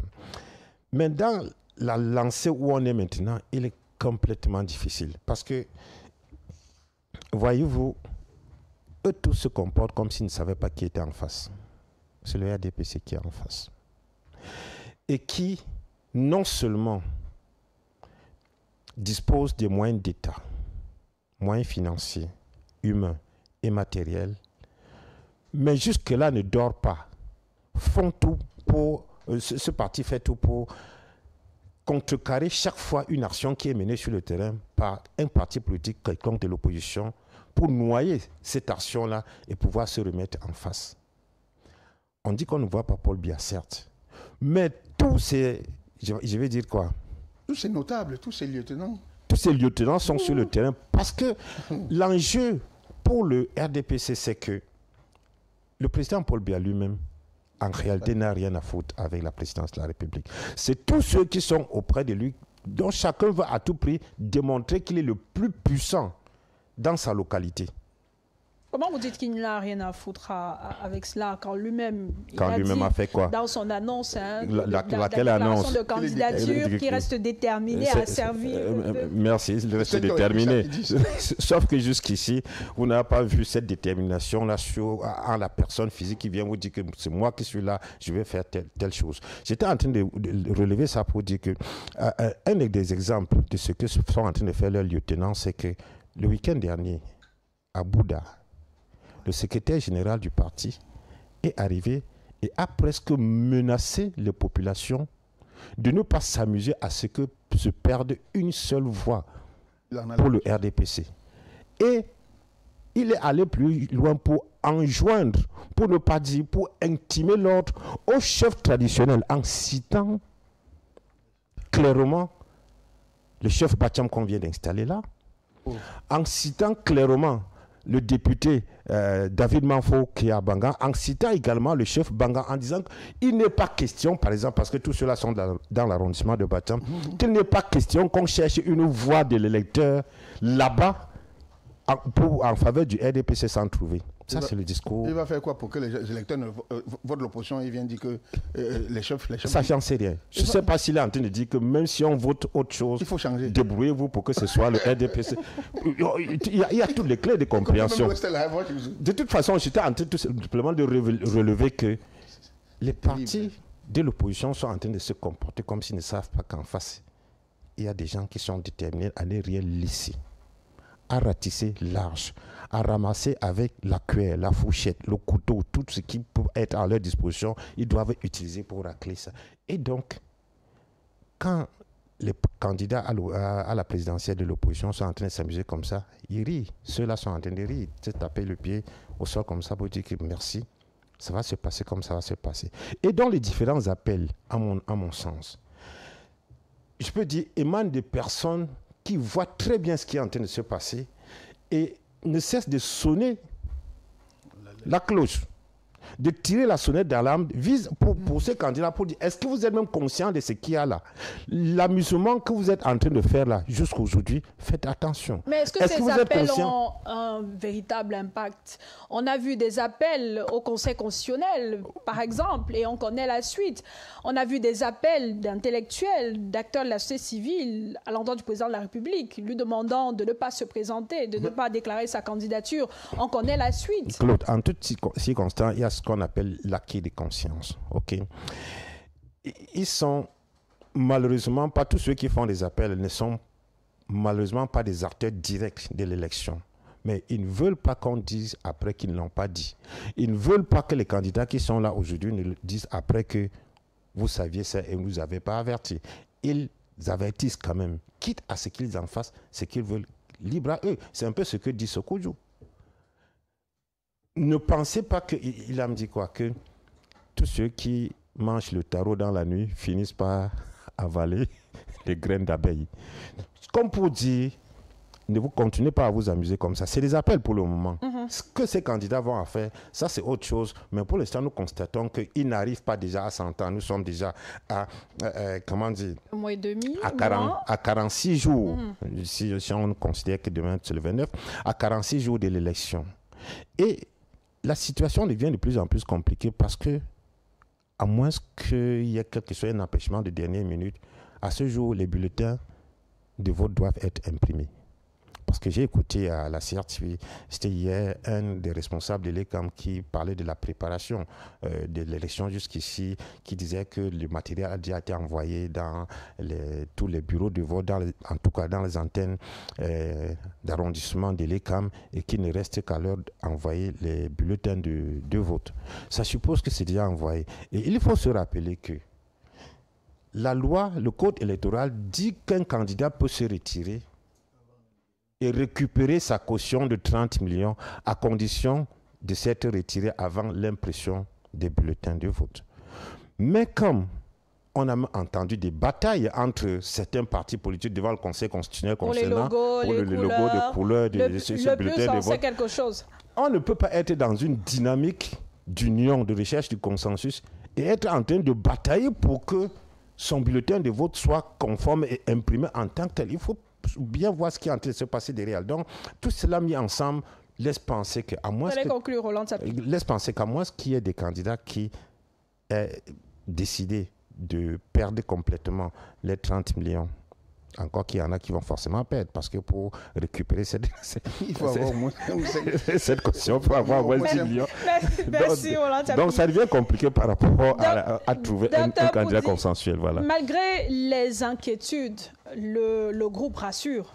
Le groupe de Fumban, lors de la dernière rencontre, on a vu la candidate de l'UDC, Patricia Tomaino, dire que le travail avance. D'ailleurs, il y a une commission qui a été constituée pour l'élaboration d'un programme commun. Mais comment on arrive à élaborer un programme commun lorsque les principaux acteurs du groupe n'arrivent déjà pas à s'accorder sur l'orientation de celui-ci? Vous parliez de la question de la pénalisation de l'homosexualité, d'autres parlent de souveraineté, d'autres estiment que la priorité doit être, par exemple, la question de la crise anglophone, entre autres. Vous savez, il y a une chose en politique qu'on ne dit pas toujours aux électeurs, c'est qu'il faut savoir lire la météo politique du Cameroun. Et pour lire la météo politique du Cameroun, je vous ai fait un feedback tout à l'heure. Nous sommes 11 qui allons combattre un seul homme, le président de la République. En rang dispersé. Nous sommes 11 qui allons combattre un seul homme. Et lorsque je l'ai dit, parmi les 11, vous avez ceux-là qui ont la posture, la carrure de pouvoir aller aux élections. Vous avez ceux-là dont les élections présidentielles ont été dictées qui doivent être présents. Ceux-là, c'est qui? Mais c'est ceux-là que vous allez mener des investigations. Je vous dis, je continue à vous parler dans la mémoire des investigations, tel un grand reporter en pleine crise. Je vous dis, parmi les 11, il y a des candidats qui vont aux élections. Il y a des candidats parmi les 11 dont l'onction a été donnée d'être présents aux élections. Pour rien au monde, ils ne vont jamais se fondre pour dire qu'ils feront le candidat consensuel. Si je l'ai dit, que les gens me comprennent. C'est de la politique. Il ne faudrait pas qu'on dise que le PUS n'a pas averti X ou Y avant le temps. Nous avions dit. Nous avions été d'air le matin pour ce candidat consensuel. Nous avions compris et nous avions accepté tout le monde. Mais mon leader vous a dit qu'à chaque réunion, les gens vous demandent de tenir compte de l'Union européenne. À chaque réunion, il faut tenir compte de l'ambassade des États-Unis. Un ancien diplomate qui devait avoir le droit de réserve lorsqu'il quitte le Cameroun pour rentrer chez lui 6 mois après, sort des balivernes. Il débite.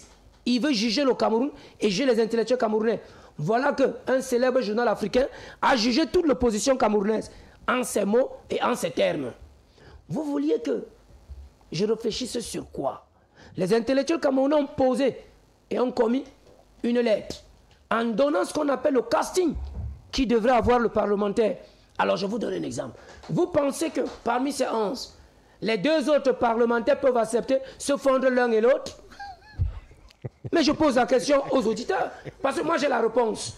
Certainement, Roland Tsapi a la réponse. Partagez la réponse avec les auditeurs. Il ne faudrait pas que ça sorte de moi parce que ce serait comme si j'étais en train de faire un procès d'intention à ces partis-là. Puisque nous savions dans l'opposition qu'il y a des partis qui n'accepteront jamais se fondre. Je vous donne un autre exemple. Les deux grands anciens ministres, pourquoi ne se fondent-ils pas? Mais il faudrait que l'un aille se fondre dans le parti de l'autre, ou que l'autre vienne se fondre dans le parti de l'autre. L'un a été Premier ministre, l'autre n'a qu'été ministre, mais que celui qui n'a qu'été ministre aille se fondre dans le parti du Premier ministre. Alors, il y a des exemples comme ça, que des gens passent le temps à pouvoir stigmatiser d'autres partis politiques, or eux-mêmes, qui devraient être les fossiles de cette politique pour baliser, canaliser et accompagner une certaine jeunesse en disant, venez, asseyez-vous, voilà la ligne de conduite à tenir, vous et vous, pensons mettre vos égos de côté et disons-nous que nous envoyons celui-ci pour cela et voilà la rétribution de l'échiquier politique du Cameroun. Ils en ont été incapables. Ils veulent être président. L'autre a 78 ans, l'autre a 74 ans, j'en sais plus trop quoi. Mais ils étaient les premiers. Mais vous parlez des autres. Les autres se sont réunis, ils se sont parlé. Jusqu'ici, on ne connaît pas la position de chacun. Mais le groupe de Fumban, on le voit évoluer. On le voit travailler, on connaît, on sait plus ou moins quelles sont ses intentions. Nous a envoyé les émissaires à Fumban. Mais jusqu'ici, le groupe de Fumban n'a pas donné le nom, encore moins l'identité du candidat consensuel. Est-ce qu'on ne devrait pas logiquement s'inquiéter? Ceux qui disent qu'ils s'inquiètent ne devraient pas s'inquiéter. Je ne vais pas vous sortir le secret de Madame Tomaino, Dame Joya. Elle parlera, puisque c'est elle qui est commis pour pouvoir dire le jour J la ligne de conduite à suivre. Elle parlera. Ce n'est pas moi qui viendrai parler, je ne suis pas mandaté pour parler au nom du groupe de Fumban. Je parle au nom de ma chapelle politique. Je dis ma chapelle politique est consensueuse, ma chapelle politique attend les décisions des uns et des autres, ma chapelle politique est ouverte à toutes les tractations. Maintenant, dès que ces tractations ne se feront pas à bon escient, ma chapelle politique reste à la course, à la candidature aux élections. Et si c'était plutôt votre chapelle politique qui voulait que les autres s'alignent derrière elle? Vous savez, je vais vous dire une chose. Ma chapelle politique a un programme, une idéologie appelée le podolisme. Un citoyen camerounais, un homme d'État, un entrepreneur aguerri qui s'est créé de la richesse, un monsieur qu'on voit partout, à temps, pendant, après et aujourd'hui, il est vu. Maintenant, est-ce que ceux-là vont accepter de déposer leur ego et croire à son projet très futuriste? Si c'est Espoir Matomba, de mémoire des jeunes, de mémoire de celui-là dont la République se reconnaît en lui, peut demander aux autres de venir vers le podolisme et de se fondre, ce serait une belle chose.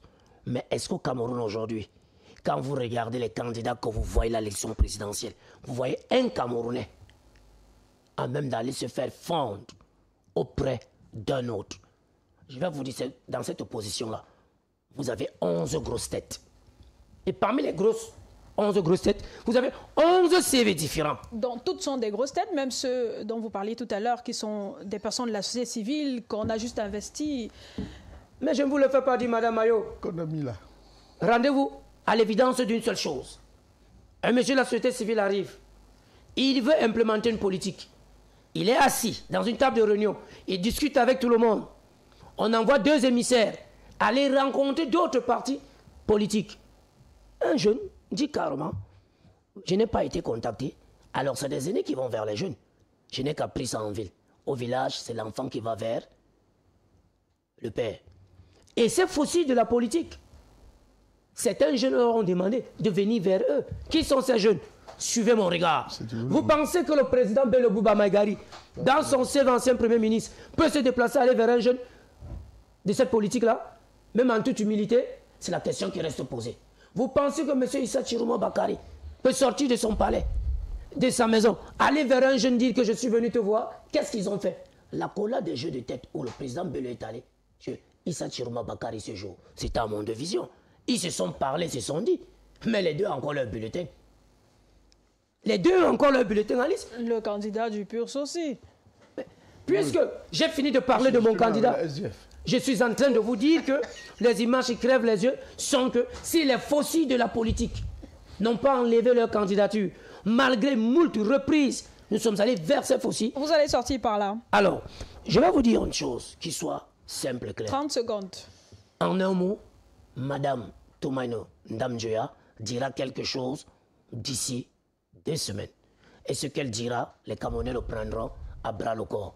Que ce soit bien pour la volonté et la postérité du Cameroun pour ces élections 2025. Messieurs, il nous reste 10 minutes pour sortir de l'émission. Dernier tour de table. Patricia Tomaino va, on l'apprend du docteur Mpoudi, que Patricia Tomaino va sortir, va réagir d'ici 2 semaines. 2 semaines, on sera à quoi? 1 mois de l'élection présidentielle. Ce n'est pas un peu tard, Alex Gustave? Vas-y. Je vais vous faire une confidence. En tout cas, ce n'est même pas une confidence. Nous l'avons vécu dans les années 92. Moi, je suis quand même extrêmement surpris que les chroniqueurs politiques donnent l'impression que l'adoption, le choix d'un candidat, moi je préfère d'une candidature forte. Parce que la candidature consensuelle, là, ça n'existe pas. Parce qu'en 1992, le chairman Frunzi, paix à son âme, est arrivé en tête de l'élection présidentielle. Les résultats sont passés où on sait souvent. Il y avait 3 autres candidatures importantes de l'opposition. Frunzi était candidat de la coalition de l'Union pour le changement, qui n'avait pas 50 partis. Qui n'était pas composé de 2, 3, 4 candidats, agréés qui s'étaient réunis pour dire qu'ils le soutiennent. Non, Frunzi était candidat soutenu par un ensemble de personnalités qui n'étaient pas candidates. Société civile. Et la société et des acteurs de la société, je me rappelle, à l'époque, Feu Junior, mon directeur, l'a soutenu. À l'époque, Maurice Kamto, universitaire, comment je l'ai dit, auteur débatteur, extrêmement prolixe, l'a soutenu. Il était même son directeur de campagne. Il n'était pas son directeur de campagne. Il a été un de ses porte-parole de campagne au cours de certains meetings. Il faut faire attention. Le directeur de campagne s'appelait Amin Biele. Le directeur de campagne du SDF s'appelait le bâtonnier Mouna à l'époque. Il y avait le ministre Bello Bouba Maïgari, qui est arrivé 3e avec 18%. Je vous rappelle que depuis 1992, aucun candidat n'a plus jamais, aucun deuxième n'a plus jamais eu 18%. Depuis 1997. Il faut le savoir. Il y avait le président Adamou Damdja, le fondateur de l'UDC, dont Mme Tomaino est aujourd'hui la présidente des candidates. Je crois qu'il avait eu un score en tout cas inférieur à 10%. Non, il était 3e. Oui, c'était autour de... moins de 5%. Il était 3e, j'ai dit inférieur à 10%. Il était 3e. Pour dire... Qu'est-ce que j'entends? Et ces personnalités-là étaient les personnalités... Frunzi était la personnalité la moins capée des 3. Je veux dire, au plan de l'expérience étatique, politique, sociale. Mais le peuple camerounais, en tout cas la majorité des citoyens, ont exprimé un vote utile en sa faveur. C'est pour ça que je dis et j'insiste, que même si ça a 2 semaines, et je sais que l'une des rares choses pour lesquelles je suis d'accord avec Nyamsi ce soir, c'est de dire que ceux qui sont pressés, qu'on leur indique, alors qu'un processus de négociation, même quand c'est 2 personnes qui viennent, y compris dans nos familles, négocier pour tomber sur un accord. Quand il y a une crise, quand il y a une difficulté, quand il y a une tension, ça vous prend seulement 1 an, parfois 5 ans.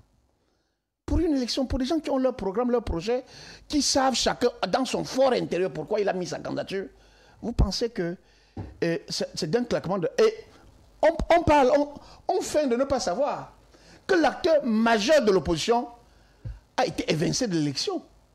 On oublie qu'il est possible que pour beaucoup de candidats là, chacun attende de savoir quelle sera son attitude. Quelle sera son attitude? Je ne sais pas si les gens sont allés vers lui. Parce qu'il pourrait donner des consignes. Je ne sais pas s'il y a des passerelles. S'il y a des passerelles entre Kamto, son parti, le parti dont il est fondateur, le MRC, ou la coalition, l'APC, dont il est, qui le portait. Mais retenez que beaucoup de choses vont se jouer dans les 2-3 prochaines semaines. Et à une semaine, je vous dis que s'il y a un candidat, une candidature forte, c'est-à-dire soutenue même par 1 ou 2 partis qui sont candidats à cette élection, et que la dite candidature est portée par un parti qui est suffisamment représenté sur le plan territorial. Parce que l'enjeu de l'élection, ce n'est pas seulement d'être présent. Moi, je ne vais pas voter pour un parti ou pour un candidat qui n'a pas les structures pour surveiller mon vote. qui n'a pas les structures, qui n'a pas les structures pour surveiller mon vote, je ne le ferai jamais. Et moi, si j'ai un conseil à donner aux électeurs qui nous regardent, aux citoyens, en tout cas aux inscrits qui nous regardent, c'est que vous regarderez par rapport à tous ces gens-là, en tout cas à ces 11 qu'on dit de l'opposition, je sais qu'ils ne sont pas tous de l'opposition, vous regardez celui qui peut valoriser votre vote. Merci Alex. Et pour valoriser votre vote, il faut que les gens soient capables de le défendre, c'est-à-dire de ne pas le vendre à l'adversaire. Roland Tsapi, selon Alex Gustave Azébazé, avoir même le nom du candidat consensuel 2 semaines avant l'élection, ce n'est pas tard. Il ne faut pas faire pression sur le groupe de Fumban, encore moins sur les autres. Ces autres candidats qui se concertent pour peut-être une coalition ou pour une candidature forte. Mais est-ce que jusqu'ici, au regard de ce qui est dit ça et là par les acteurs de ce groupe-là, l'initiative rassure, le groupe de Fumban donne plus ou moins une idée de ce qui pourrait sortir de ces multiples concertations? Je crois que si je suis bien le développement d'Alex, c'est qu'il faudrait même ne pas se fier à ce qui sortira de ce groupe de Fumban. Et qu'il faudrait peut-être imaginer une configuration, bien une structuration comme elle a été faite en 92. En se disant que même si c'est quelqu'un qui n'a pas d'assise politique et qui, à la fin, réussit au-delà des 7 autres, pas des 11, au-delà des 7 autres, à s'adjoindre, je veux dire quoi, la sympathie de ceux qui sont même en dehors de l'élection comme candidats désignés et se faire porter par la société civile, les autres candidats qui ont été exclus, des personnalités fortes, la diaspora et autres, peut-être à ce moment-là, on pourrait avoir quelqu'un qui, comment dire, satisfasse le minimum des populations en attendant de voir l'issue de l'élection. Parce qu'il y a une chose qu'il ne faut pas perdre de vue à chaque fois qu'on est. C'est une chose d'aller à l'élection et même de gagner, c'est une autre chose d'être proclamé élu.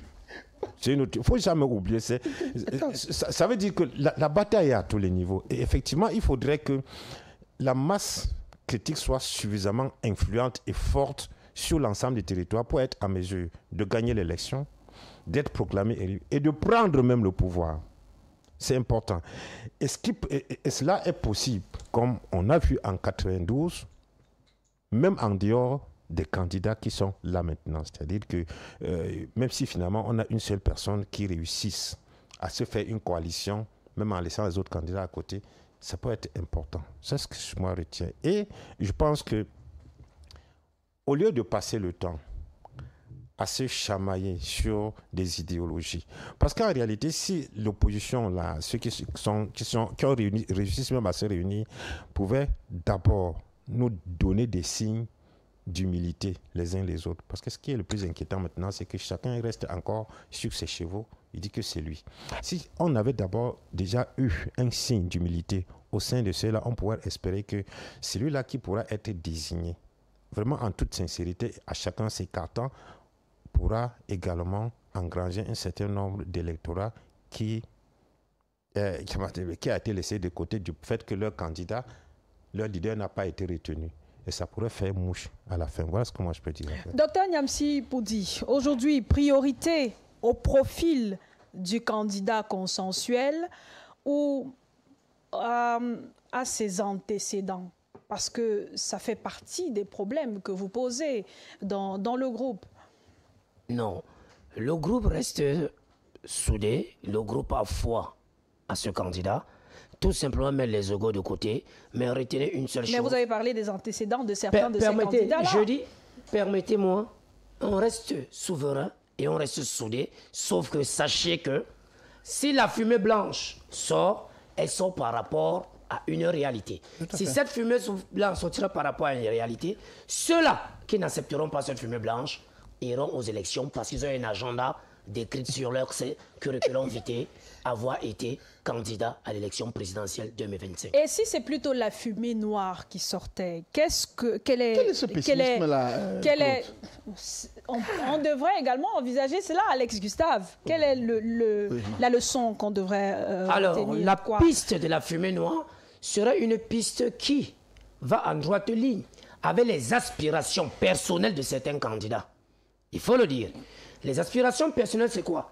C'est ceux-là qui ont eu le coup de pouce du gouvernement pour être présents à ces élections-là. Et quand je parle de coup de pouce du gouvernement, ils ont un agenda tracé par le gouvernement de leur faire comprendre d'être absolument candidats aux élections présidentielles. Jusqu'au bout. En tout cas, on attend le rendez-vous. Vous avez dit c'est dans 2 semaines que Patricia Tomaino va faire une sortie. On espère que d'ici là, on aura le nom et l'identité du candidat consensuel choisi par le groupe de Fumban. Merci, messieurs, d'avoir été avec nous ce soir. Roland Sapi, merci. Merci, Dr Niamsi Poudi. Merci, Alex Gustave Azébazé. Je rappelle qu'il peut y avoir plusieurs candidats consensuels. En même temps. Merci également à Théophile Tsatitsa. C'est pourquoi j'ai précisé, désigné par le groupe de Fumban. Merci à Théophile Tsatitsa qu'on a eu au téléphone. Merci à vous de nous avoir suivis. Très bonne fin de soirée en compagnie de nos programmes. Rendez-vous demain 19h30 sur Balafon Télévision et 20h sur Radio Balafon pour une nouvelle édition de Tribune Présidentielle.